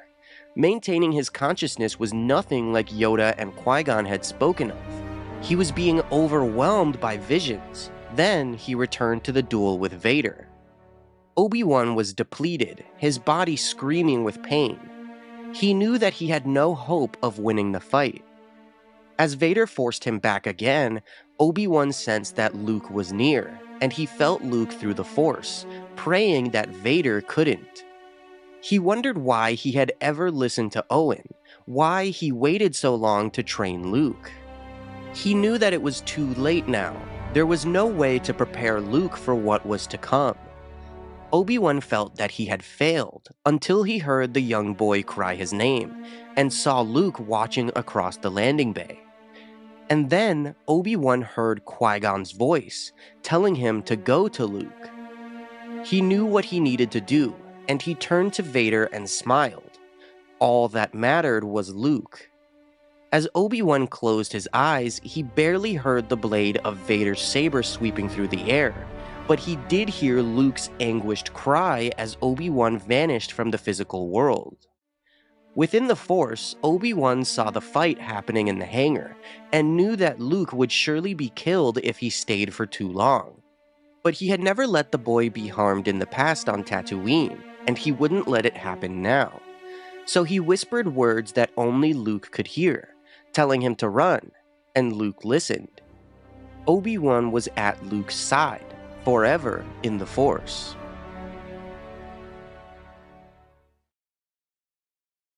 In the Duel of the Fates, the Sith Lord Darth Maul was more powerful than both Qui-Gon Jinn and Obi-Wan Kenobi. As the duel went on, Maul was even disgusted by how weak and lacking in skill the two Jedi were, and he considered them to be pathetic. Of course, we know that Maul was able to kill Qui-Gon, but then he was inexplicably cut in half and defeated by Obi-Wan a few moments later, although he did survive. So how was Obi-Wan able to do this? Why did Maul get bisected so easily? This moment has been torn apart by fans for years, but there is context given in the lore, both in the novelization of The Phantom Menace and the Legends book The Wrath of Darth Maul. Free at last of the laser wall, Obi-Wan charged out of the tunnel and into the chamber, abandoning any pretense of observing even the slightest caution. He barreled into Darth Maul with such fury that he almost knocked both of them into the abyss. He struck at the Sith Lord with his lightsaber as if his own safety meant nothing, lost in a red haze of rage and frustration, consumed by his grief for Qui-Gon and his failure to prevent his master's death. The struggle took them around the edge of the pit, and for a time it was fought evenly. But Darth Maul was much stronger, driven by a frenzy that surpassed even the frantic determination of Obi-Wan. Eventually, the Sith Lord began to wear the young Jedi down. Obi-Wan could sense his body weakening, and his fear of what it would mean if he too were to fall. He struggled to heed Qui-Gon's teachings, to contain the emotions warring within and wearing him down. Sensing his opportunity slipping away and his strength fading, Obi-Wan mounted a final assault. As their blades locked, Maul was able to use the Force to push Obi-Wan backward. Maul grinned as he walked towards Obi-Wan's fallen lightsaber and kicked it into the core. He leaned over the edge to watch the lightsaber fall down the apparently bottomless hole. The lightsaber fell past Obi-Wan, who had managed to grab hold of a nub that jutted out from the core's upper wall, about 2 meters below the floor level. Maul glared at Obi-Wan. He wondered how long the Jedi could cling to the nub. He knew Obi-Wan's hands and arms would get tired eventually. Growing impatient, Maul swung his lightsaber against the metal edge of the core's upper rim, sending sparks flying out over Obi-Wan's head. Maul's eyes were wild with triumph as he savored his victory, and then he noticed Obi-Wan was not looking up at him, but at something along the core's upper wall, or beyond it. Baffled by what the young Jedi might be attempting, Maul scrunched his face angrily. Obi-Wan went deep inside himself, connecting with the Force he had worked so hard to understand. Calming himself, stilling the trembling of his heart, and banishing his anger and fear, he called upon the last of his reserves. With clarity of purpose and strength of heart, he launched himself out of the pit, imbued with the power of the Force. Maul had completely forgotten about Qui-Gon Jinn's lightsaber, which flew up from the floor near the fallen Jedi's body and landed in the hand of the still airborne Obi-Wan. Maul rapidly transferred his lightsaber from his right to left hand, but even before he could turn and defend himself, Obi-Wan slashed through his midsection. So basically, as explained by the books, Obi-Wan's movement happened a lot faster in real time. Obviously, things can only be shown so fast on film so that the audience can understand what's happening, but we can assume that since these beings are using the Force to fight and they're essentially superpowered, it's actually all happening even faster than we see it. Maul forgot about Qui-Gon's saber and was already celebrating his victory, and Obi-Wan was able to jump over him so quickly by calling on the Force for power and speed, so Maul couldn't turn and react fast enough. As Anakin and Obi-Wan rushed across Geonosis in pursuit of Count Dooku, desperate to confront the fallen Jedi before he could escape, Obi-Wan had already accepted that he could not defeat Dooku alone. Their brief duel in the hangar, with Dooku defeating Obi-Wan fairly easily, is often criticized by fans, and I've seen it in my comment sections on past videos about this duel. Most of the confusion comes from Obi-Wan using Form 3, Sorisu, which is a defensive form, and Obi-Wan later defeating Anakin after Anakin had killed Count Dooku. So how was Dooku able to defeat Obi-Wan so easily? Was it a measure of power in the Force or simple skill with a lightsaber? In the novelization of Attack of the Clones, there is some explanation given, as well as a look into Obi-Wan's thoughts as he engaged Dooku alone, knowing that he could not win without Anakin's help. As Obi-Wan engaged the Count, he did so in a measured and defensive manner, cautious after Anakin had been so easily incapacitated. As he attacked, Dooku easily parried his blows with slight movements, sending Obi-Wan's blade away from its mark.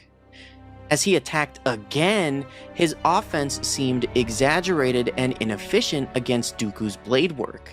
The Count simply deflected or blocked each strike without seeming to move very much. While Obi-Wan and most of the Jedi were sword fighters, Dooku was a fencer, utilizing an older fighting style, Form 2 Makashi, which was developed specifically for lightsaber dueling.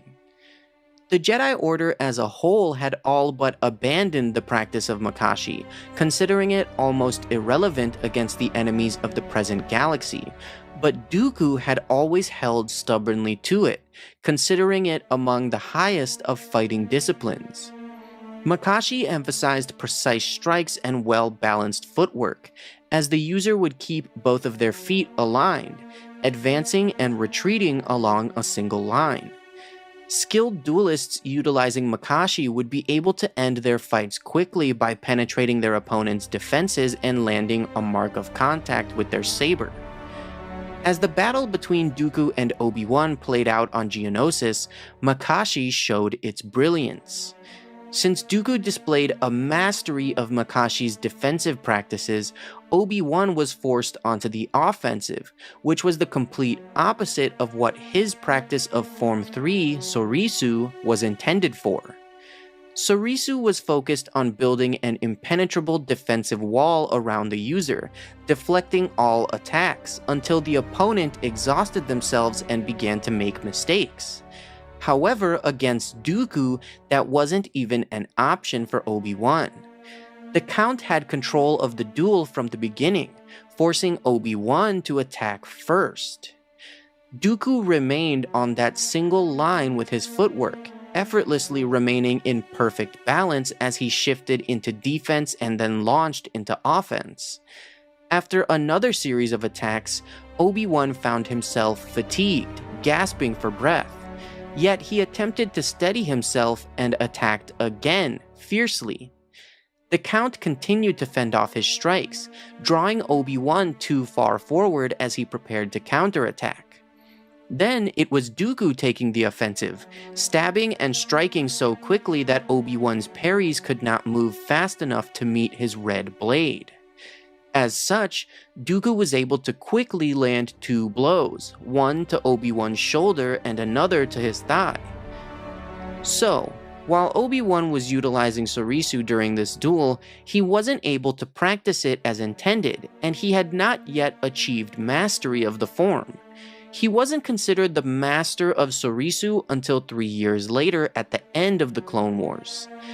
Dooku utilized Makashi with great effect, using his skill in dueling to force Obi-Wan onto the offensive, which allowed him to win.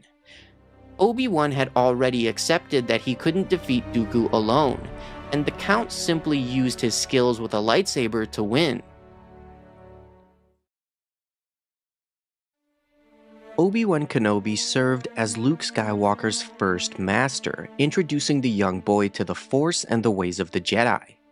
In canon, after sacrificing himself on the Death Star, Obi-Wan appeared to Yoda as a Force ghost, asking the old Grand Master to train Luke as his final Padawan. While Yoda was initially reluctant, Obi-Wan insisted that Luke would redeem the Jedi, and was the only one who could confront the Sith. During Luke's training with Yoda, Obi-Wan was always watching from the netherworld of the Force, pondering not only Luke's flaws and obstacles, but Anakin's as well. In the canon book The Empire Strikes Back from a Certain Point of View, there is an entire story from Obi-Wan's perspective, revealing his thoughts on Luke's training and what was going through his mind as Luke foolishly rushed to save his friends on Bespin. I had hoped that dying would be enough to untangle me from the Skywalker family's issues, and yet here I am again, Obi-Wan Kenobi, one with the Force and still the only thing standing between a Skywalker and an impulsive decision that could have galactic consequences. Tatooine had by no means been a glamorous locale for exile, though I had no choice but to settle myself near Luke's new guardians. Yoda, however, with an entire galaxy at his fingertips, had been so determined to make a meal of his martyrdom that he chose Dagobah as his refuge, the only planet that smells worse than the Jedi Temple training rooms after a combat class with 14-year-olds. Death is better than Dagobah, I think, as the swamp world crystallizes around me. I'm shocked Luke stayed this long. If it were Anakin sent here, with minimal instructions delivered to him by a ghost, only to see his ship swallowed by a sinkhole, Yoda cracking his droid on the dome, then deeming him unteachable before they'd had a chance to talk about anything beyond Yoda's terrible cooking, he would have been grinding his teeth in that way that used to drive me mad. All that, plus the low ceilings, the perpetual damp, and snakes in places they had no business being. The moment the rain started, Anakin would have stormed out of the hut loudly reciting an itemized list of frustrations to no one in particular. If he'd been unable to get his X-Wing out of the swamp, I have no doubt Anakin would have found a way to walk off the planet. But Luke had stayed, and Master Yoda had taught him. And I only had to appear to Yoda in half a dozen of his dreams to convince him that Luke was not Anakin, and this time would be different. We are all better than we had been before. Or not better, but at least we knew what not to do when it comes to training chosen ones. Through the swampy mist rising off the soil, I see Luke throwing supplies into the cargo bay of his X-Wing, hasty and disorganized, shouting over his shoulder at Yoda. I seem to have arrived mid-rant, and though Luke has yet to notice me, I doubt my presence would have done much to quell his passion. Anakin never held his tongue around his elders. The Skywalkers are wildfires, their passions scorching the dirt as soon as they're given a spark. Even Leia was already well known for her ability to set the Empire on fire with nothing but a wet match. Relentless was the word Bail had most often used when he had sent me reports about her. Her mother would have been proud. Luke shouts about his friends as he darts nimbly around the edge of his X-Wing to fiddle with the control panel in the cockpit. His orange flight suit looks garish amid the greens and browns of the swamp, a smudge of flame in the gloom. From his perch atop the ship, R2-D2 whistles his ascent, ever the instigator. "I've got to help them," Luke says. "You must not go," Yoda replies. He's huddled on the ground beneath the nose of the X-Wing, and though I have only ever known a stooped, slow-moving Yoda, somehow he seems even shakier on his feet than the last time I was here. He's leaning heavily on his gnarled cane as it sinks into the mud, his posture the curled crook of a being who has become too accustomed to living in darkness. "But Han and Leia will die if I don't," Luke replies ferociously, dropping off the ladder of his starfighter. Since no one is pointing out the obvious flaw in that logic, I feel the need to finally intervene. "You don't know that," I say dryly. Luke doesn't look surprised as he turns to me. This isn't the first time I've had to make an appearance here to facilitate a group therapy session with him and Yoda. His hair has gotten longer since I last saw him, and it falls over the scars that have rearranged one side of his face since the Wampa attack. I had hoped that death and time and oneness with the Force might take the edge off the strangeness of seeing Anakin's eyes in his son's face. But now, as they blaze with the same determination I saw so many times in life, it overwhelms me. I had spent years and years in that tiny sand cell on Tatooine, sweating and perpetually dehydrated and with nothing to do but relive everything I could have done differently and then slowly let each one go, trying to make peace with losing Anakin. But the shades of him in his son's face catapult me back in time, and all the years I spent by Anakin's side, fighting and teaching and laughing and arguing and nearly dying and saving each other over and over again, spill out across my mind. And now here is his son, looking at me with those same flushed cheeks, caring too much about everything, and both my life and death would be so much easier if the Skywalkers didn't care so much. How different this galaxy would be if the Skywalkers didn't care so much. It isn't about Anakin anymore, I remind myself, struggling to return to the present moment. It's about Luke, and not letting him make the same mistakes his father and I did. Why even in death must I chide myself to focus on now and here, like I'm a Padawan struggling to sit still? Even Yoda cannot see their fate, I say. But I can help them, Luke protests. I feel the Force. But you cannot control it. In his early days of training, Anakin had always been so tentative in speaking about the Force, like it was a word in a foreign language whose meaning he still wasn't entirely sure of. With Luke, there's no hesitation, even though the concept was only introduced to him a few years earlier. Now, when he needs a reason to go, the Force is telling him exactly what to do, like it's a guidebook I'd been recommending to him. That's not how the Force works, I think, and resist the urge to rub my temples, a habit Anakin had always teased me about. Luke turns away, shoving a hand through his hair. I look to Yoda with a silent plea to back me up, but he seems to have taken my arrival as an invitation to move into the back seat of this teaching moment. This is a dangerous time for you, I say to Luke, when you will be tempted by the dark side of the Force. Yoda suddenly seems to remember that he's the only living authority figure here, and he pipes up. Yes, yes, to Obi-Wan you listen. The cave. Remember your failure at the cave. I don't know what cave he refers to, but I don't ask. I don't need another reason to doubt Luke. I had always doubted Anakin, and he had felt that wobble in our foundation from the start. Add it to the list of mistakes I was trying not to make again. But I've learned so much since then, Luke protests, and I resist the urge to snort. As though carrying Yoda on your shoulders and eating his terrible cooking for a few weeks makes you a Jedi.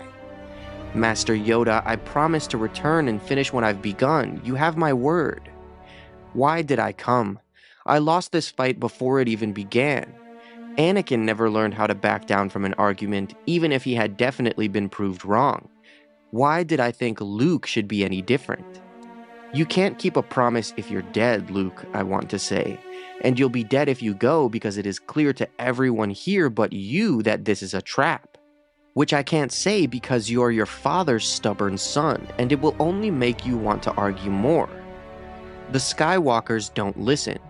Every argument I ever had with Anakin, it felt like he was fighting with a version of me in his head rather than actually confronting the things I was saying. The Skywalkers could level planets with their obstinacy. Instead, I say, it is you and your abilities the Emperor wants, which is as close to the truth as I can creep without telling him who passed those abilities onto him. That is why your friends are made to suffer. And that is why I have to go, Luke replies. I blink several times, waiting for him to realize how little sense that argument makes. He doesn't. Luke turns back to his X-Wing, swinging the door to the cargo bay shut, and frustration wells inside me. It's a struggle to tamp it down. I am still a Jedi. I am still in control of myself and my feelings, but I never had a hold on my own heart when it came to Anakin. That was part of his undoing. Luke, I call as he mounts the ladder leading to the cockpit. Desperation splits my voice. How is it I have dealt with this family for generations and still haven't figured out how to get through to them?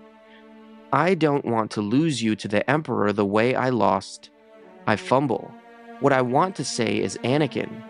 What I want to say is my best friend.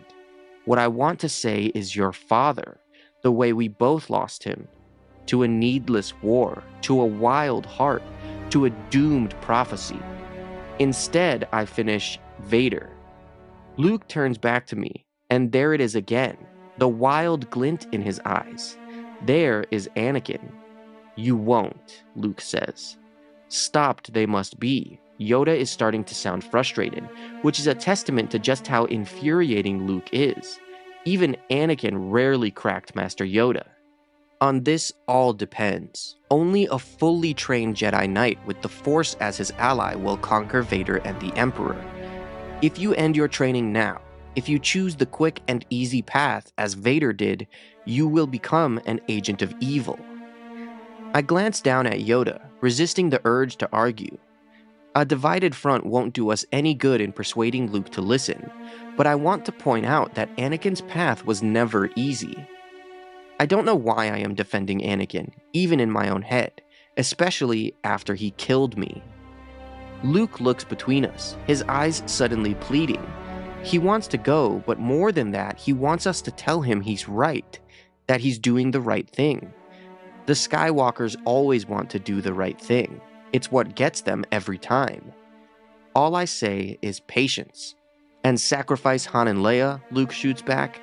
If you honor what they fight for, Yoda replies, yes. Luke's face sets, and then he turns away from us.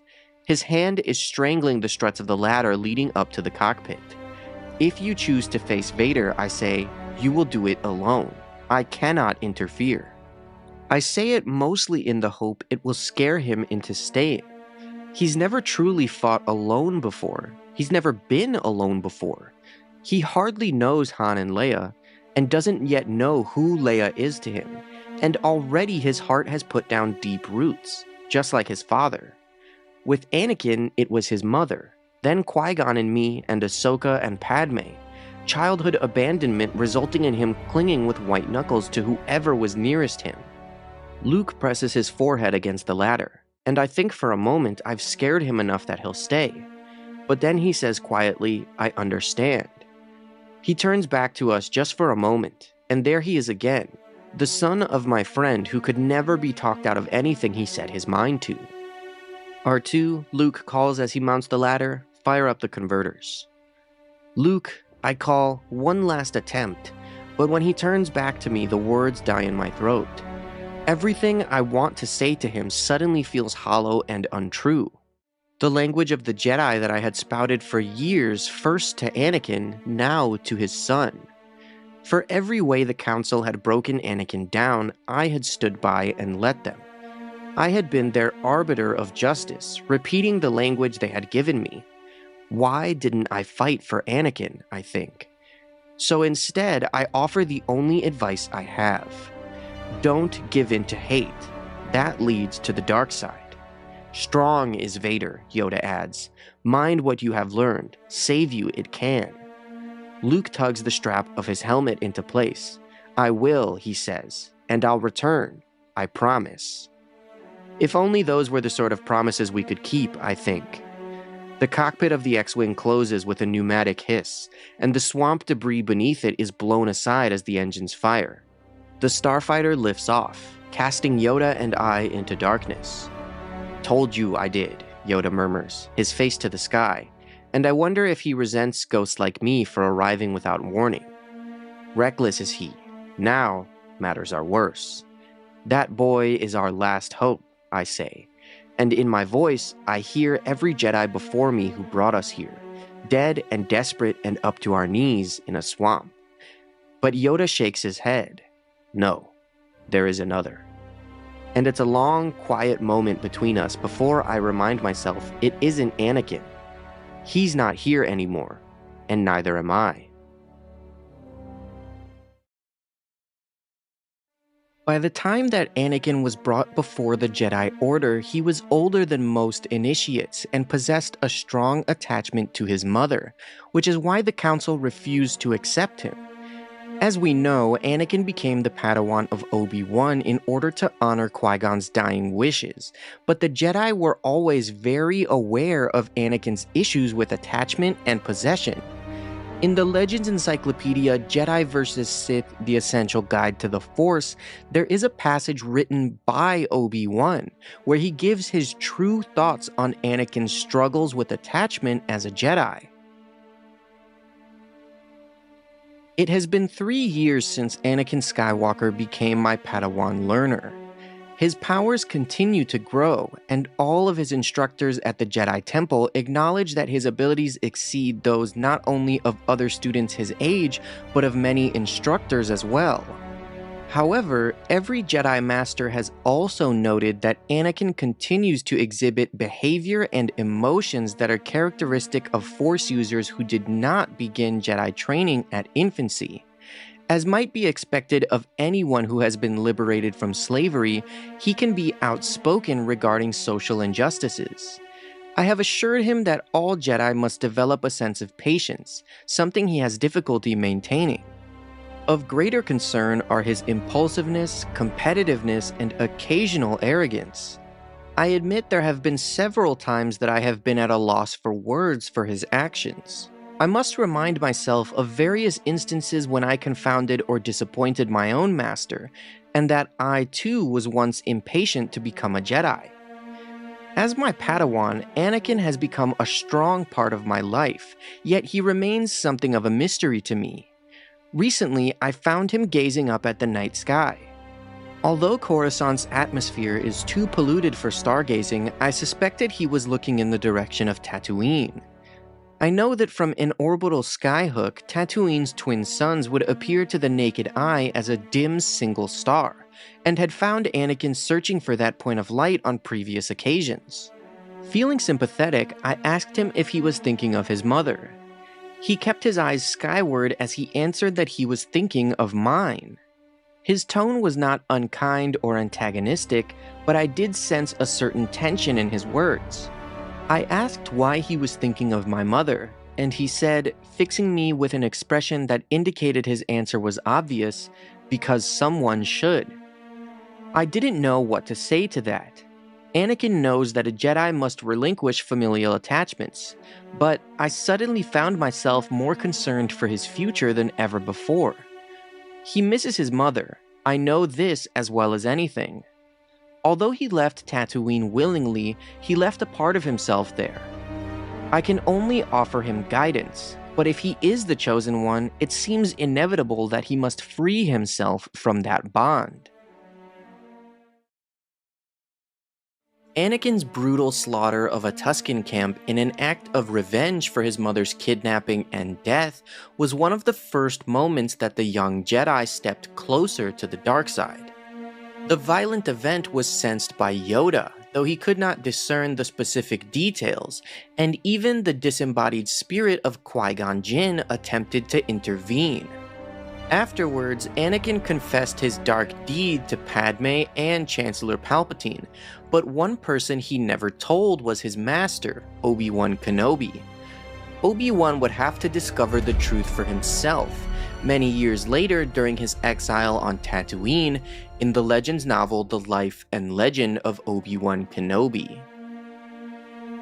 Shortly after his arrival on Tatooine, Obi-Wan kept himself busy by exploring the dunes and desert around the Lars homestead.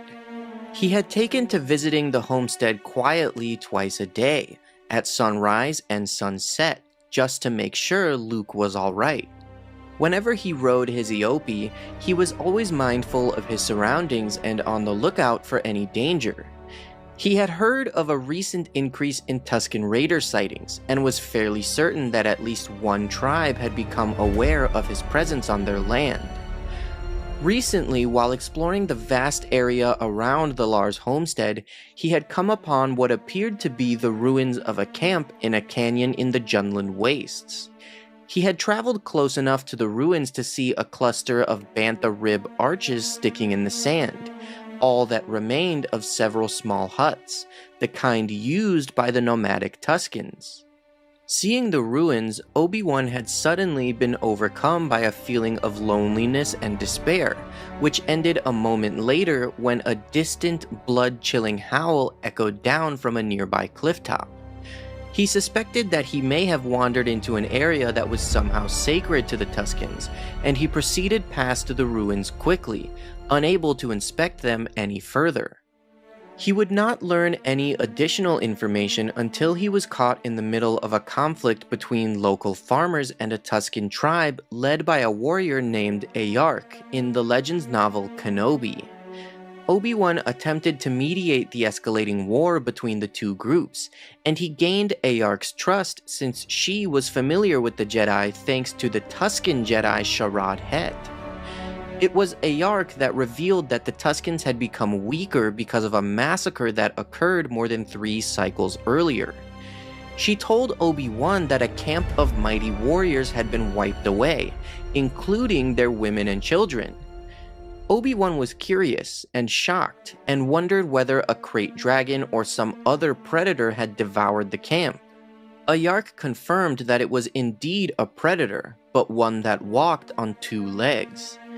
Obi-Wan stated that the farmers didn't usually kill Tusken women or children, and Ayark agreed, saying that the farmers would usually orphan Tuskens and abandon them in the desert, but the predator had slaughtered everyone. Obi-Wan suddenly pieced some information together in the back of his mind, imagining a scenario that filled his thoughts with absolute horror, before resolving to look into the mysterious event another time. He suspected that the pride and confidence of the Tuskens was not the only victim of that massacre.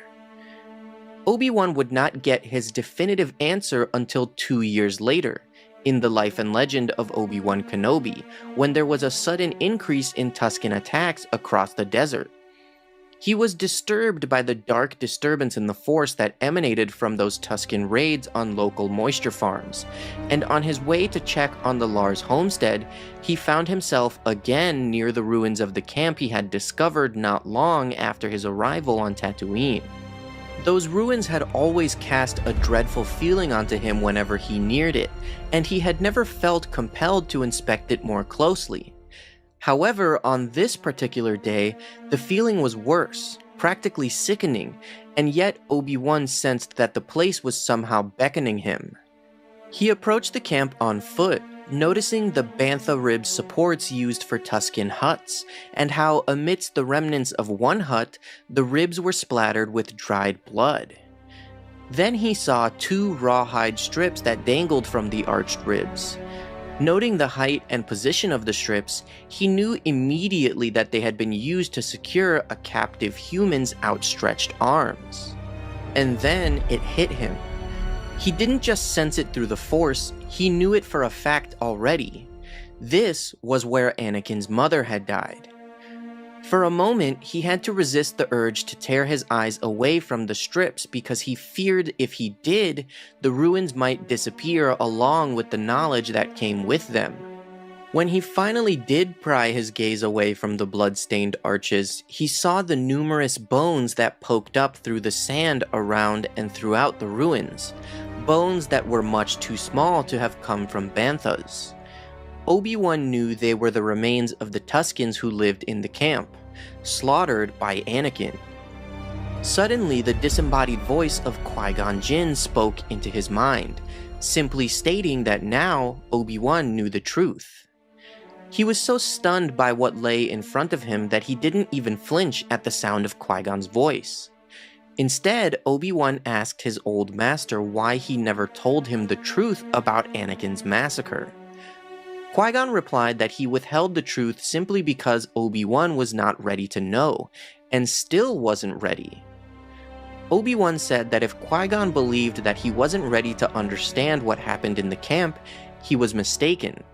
He stated that Anakin had killed an entire tribe of Tuskens and kept it a secret from everyone, and asked Qui-Gon how he could have known about this yet still maintained that Anakin was the chosen one. Qui-Gon ignored that question, instead stating that Anakin had not kept the slaughter a secret from everyone.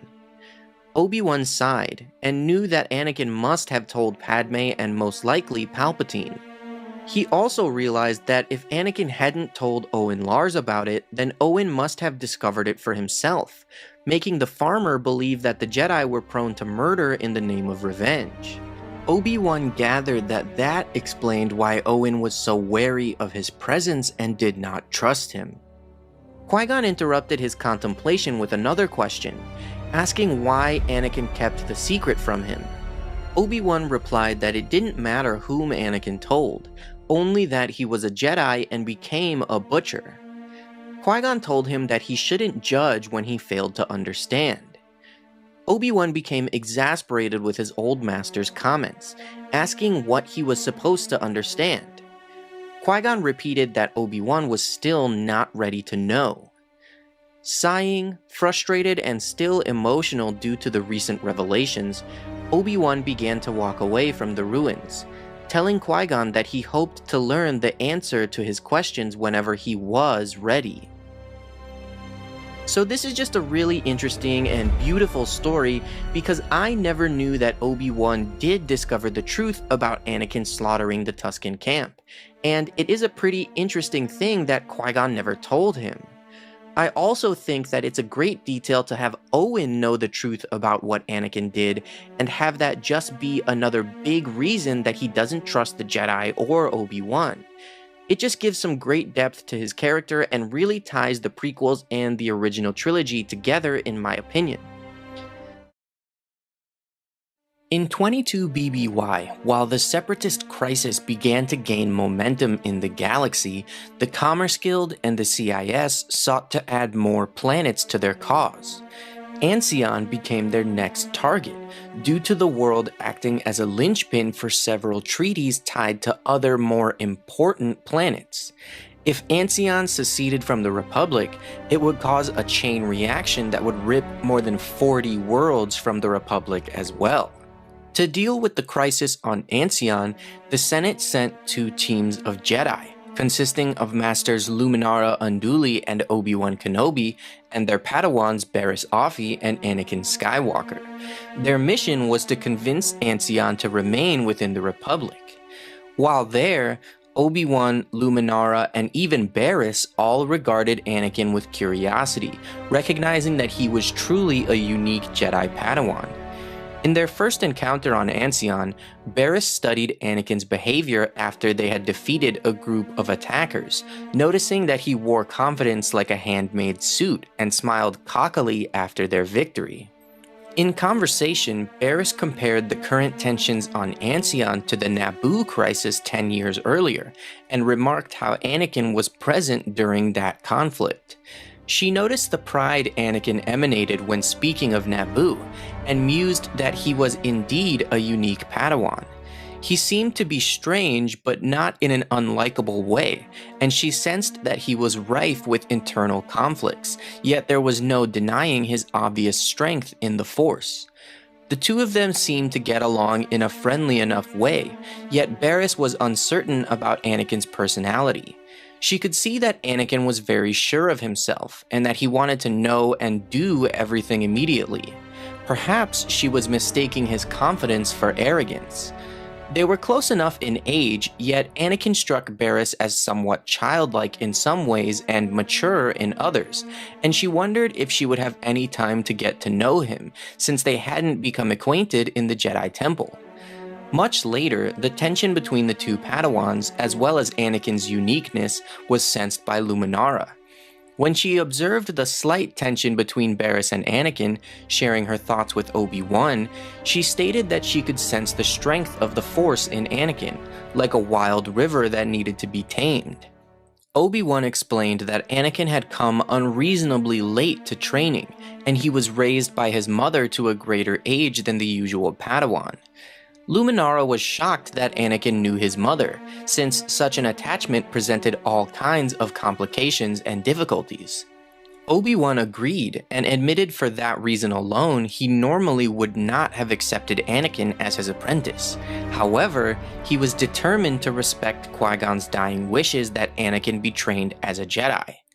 Obi-Wan told her that among other complicated matters that arose from his master's death on Naboo, it also meant dealing with the unusual volatile Anakin. When Luminara asked how Anakin's training had gone these past 10 years, Obi-Wan was both critical and complimentary. He admitted that Anakin was often impetuous, which could carry over into dangerous impatience. However, Anakin had overcome and survived substantial ordeals, and he was a great student of Jedi lore, as well as being skilled in lightsaber combat and piloting. Above all, despite Anakin's distaste for some elements of his training like history or politics, Obi-Wan admitted that he still persevered. As they proceeded with their mission, Obi-Wan pointed out that a year before, Anakin would have been complaining about their mission multiple times a day, yet now he restrained himself, so he must be maturing. Luminara inquired as to why Anakin showed signs of stress so frequently. Obi-Wan told her that there were multiple reasons that Anakin felt inner turmoil. He felt obligated to excel in his training, mostly as a result of his difficult upbringing, and above all, he feared that he would never see his mother again. Luminara was very critical of Anakin's attachment to his mother. Since Force-sensitive infants were usually removed from their families before they could form dangerously lasting attachments such as Anakin's, Luminara felt that it was a terrible mistake for Anakin to be trained at all. However, out of genuine curiosity, she asked Obi-Wan if he thought that Anakin would ever see his mother again. Obi-Wan was uncertain, remarking how if it were up to Anakin, he would travel to Tatooine at this very moment. However, the path of a Jedi was not up to them, as they had to follow the orders of where the Council sent them. He said that besides his mother, he could sense other things troubling Anakin. However, whenever he would bring it up, Anakin would deny that any inner turmoil existed. And hearing this, Luminara asked Obi-Wan if, given the amount of self-denial that Anakin possessed, he thought that Anakin would ever become a full Jedi Knight. Obi-Wan replied that he truly didn't know if Anakin ever would attain the rank of Knight, but he had promised Qui-Gon that he would do his best to make it happen.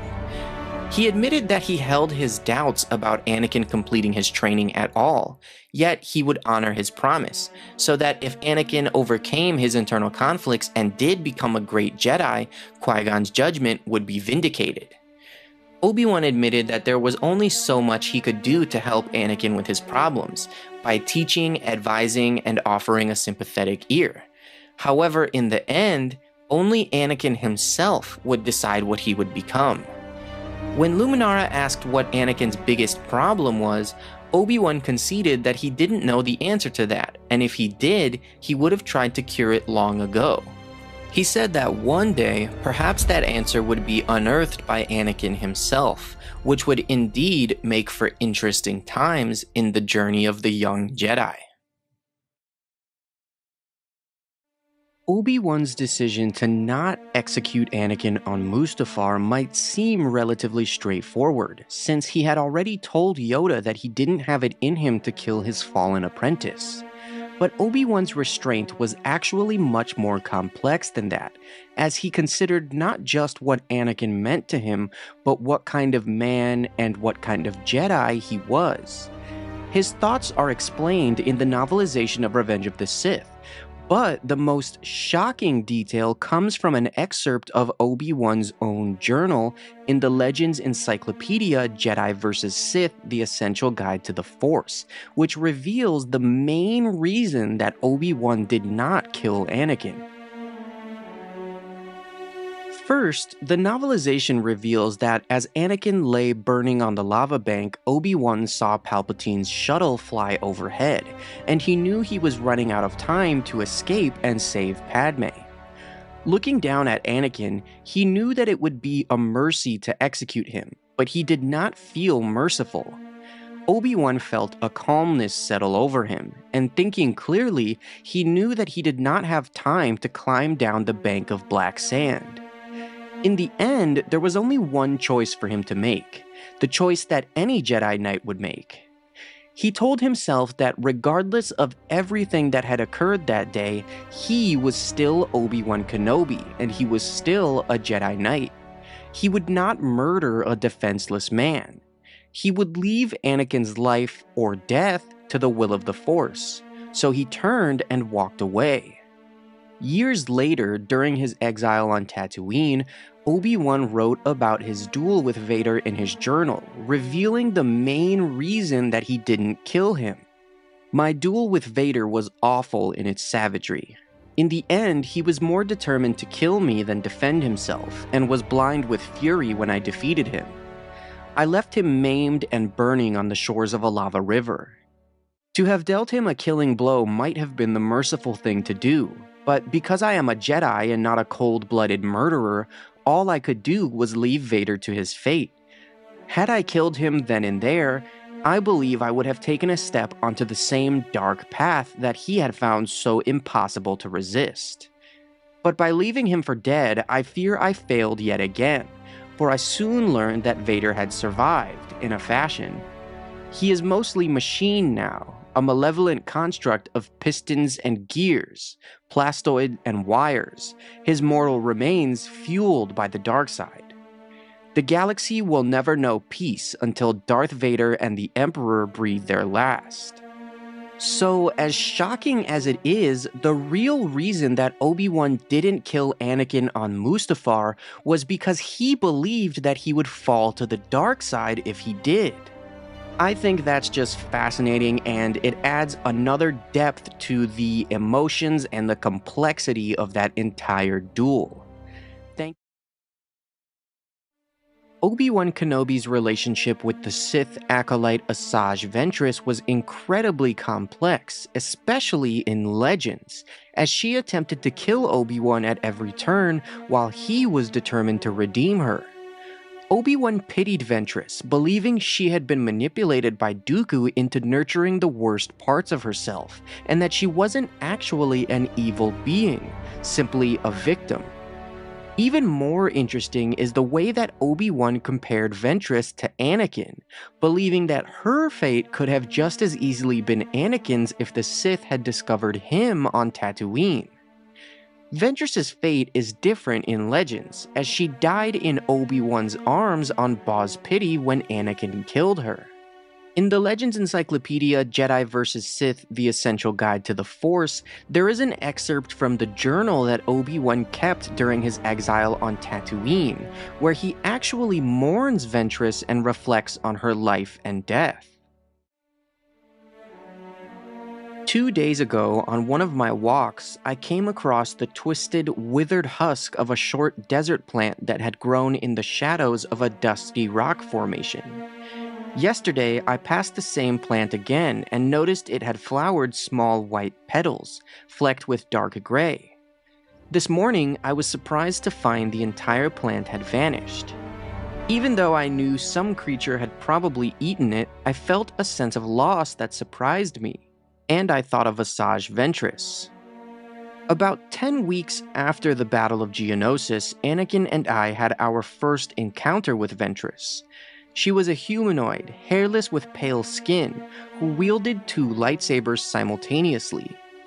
Before she attacked us, she told me that she had emerged from misery and suffering, only to find the Jedi she had once worshipped were nothing but weak, misguided fools. She added that she agreed with Count Dooku. The galaxy was in need of a Jedi purge. Asajj Ventress escaped that day, but not before she killed one Jedi and maimed his apprentice. It was obvious by her technique that she had received training from Dooku. Over the course of the Clone Wars, Anakin and I faced off against Ventress on other worlds, but despite all her fury and murderous inclinations, I always sensed something within her that distinguished her from the Sith Lords, an underlying fear. Mostly, it was a fear of being alone, and I sensed that there was some good in her, some part that had not been corrupted by Dooku. Where the Sith Lords were unquestionably evil, Ventress was simply a slave to the dark side. Even though Ventress had killed Jedi and other innocents, I managed to convey my hope that she might listen to reason and stop using fear to fuel her anger. She refused to listen. And I was still trying to reason with her when she nearly killed me on Boz Pity. She would have, too, had not Anakin's lightsaber dealt her a mortal blow. Her death, roughly 5 months before the Jedi Purge, did nothing to slow the Clone Wars, for by that time General Grievous was already in command of the Confederacy's droid armies. I thought that Ventress would use her dying breath to curse me and the Jedi Order. Instead, she cautioned me to defend Coruscant from Dooku, for that was the key to victory. Indeed, Dooku and Grievous would assault Coruscant. She even allowed that I might have been right about her all along. And then, she was gone. Now, it is hard for me to see what the future holds. Fortunately, I have my mission and my ongoing studies of the Force to help me be mindful of the present, as well as the daily rigors of survival on Tatooine. Whatever tomorrow may bring, I must be ready for it. I have collected a small number of seeds from my desert walks. I think I will plant them and see what they will grow, in memory of Asajj Ventress. The duel on Mustafar between Obi-Wan Kenobi and Anakin Skywalker, then active as the Sith Lord Darth Vader, was one of the most important confrontations during the fall of the Republic and the Jedi Order. The duel itself was a meeting of pure offense clashing with pure defense, and the novelization of Revenge of the Sith describes it as an unstoppable force meeting an immovable object. Not only that, but Obi-Wan and Anakin knew each other as closely as they possibly could, so close that they were regarded as forming two halves of one complete warrior. Their styles complemented each other perfectly, which is why their duel was one of the most complex and complicated engagements of all time. The most pivotal element of the duel that ultimately led to Anakin's defeat was Obi-Wan's absolute mastery of Form 3, Sorisu. Sorisu, also known as the Resilience form and the Way of the Mynock, was the third form of lightsaber combat created by the Jedi Order. Developed in response to the introduction of blasters in the galaxy, Sorisu focused on defense more than offense. With the development of Sorisu, Jedi also discovered the ability to reflect blaster bolts back at their attackers, which was considered a breakthrough in overall lightsaber combat. However, the use of the form against blaster-wielding enemies was only one way to use Sorisu. Jedi also trained to block and parry lightsaber strikes, engage numerous opponents simultaneously, and above all, remain calm and focused in combat, allowing for the perfect defensive response to any threat. Sorisu required a thoughtful, intellectual approach to all aspects of combat, meaning the user needed to rely on their mental strength as much as agility and speed. Because the form maintained emphasis on tightly controlled movements to maintain total defensive positioning, the physical requirements of the user were somewhat more relaxed compared to the other forms. Sorisu emphasized not only immediate tactics based on the situation, but also a broader strategic view of whatever conflict the user was in. This allowed for the user to efficiently adapt to incoming attacks, using defensive strategy to withstand any enemy. This is also why Sorisu was known as the Resilience form. Its use was heavily dependent on outlasting opponents by focusing entirely on defense. By committing all mental focus to the enemy, a true Sorisu master would be able to take full advantage of their enemy's most exploitable opening. While the enemy would gradually grow exhausted or frustrated, the Sorisu user would maintain their calm and tranquil focus, allowing their defense to remain impenetrable. This is exactly what Obi-Wan did to Anakin on Mustafar. By the time of their duel, Obi-Wan had achieved mastery of Sorisu, even being regarded as the ultimate master of the form by Mace Windu. His use of Sorisu was the perfect counter to Anakin's mastery of Form 5, which was entirely based on offense. Anakin utilized the Gem-So variant of Form 5 against Obi-Wan, which focused on aggressive counterattacks and using sheer strength to overwhelm the opponent through brute force.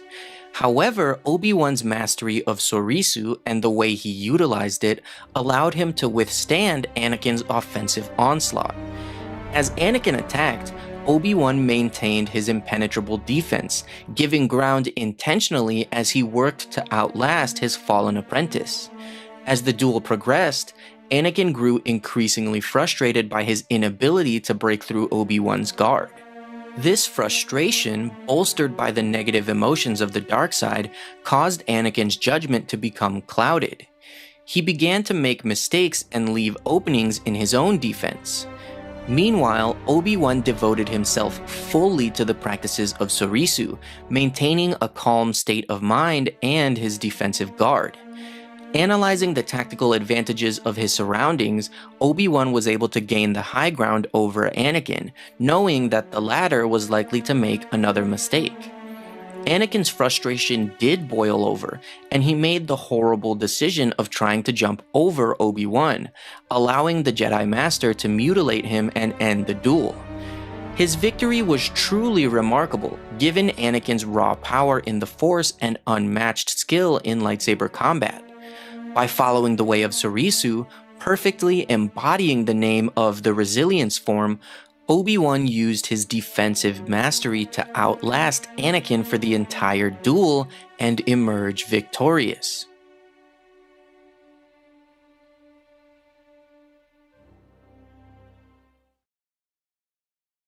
When Obi-Wan was captured on Geonosis and interrogated by Count Dooku, the Sith Lord made a surprising offer, asking Obi-Wan for his help in destroying the Sith.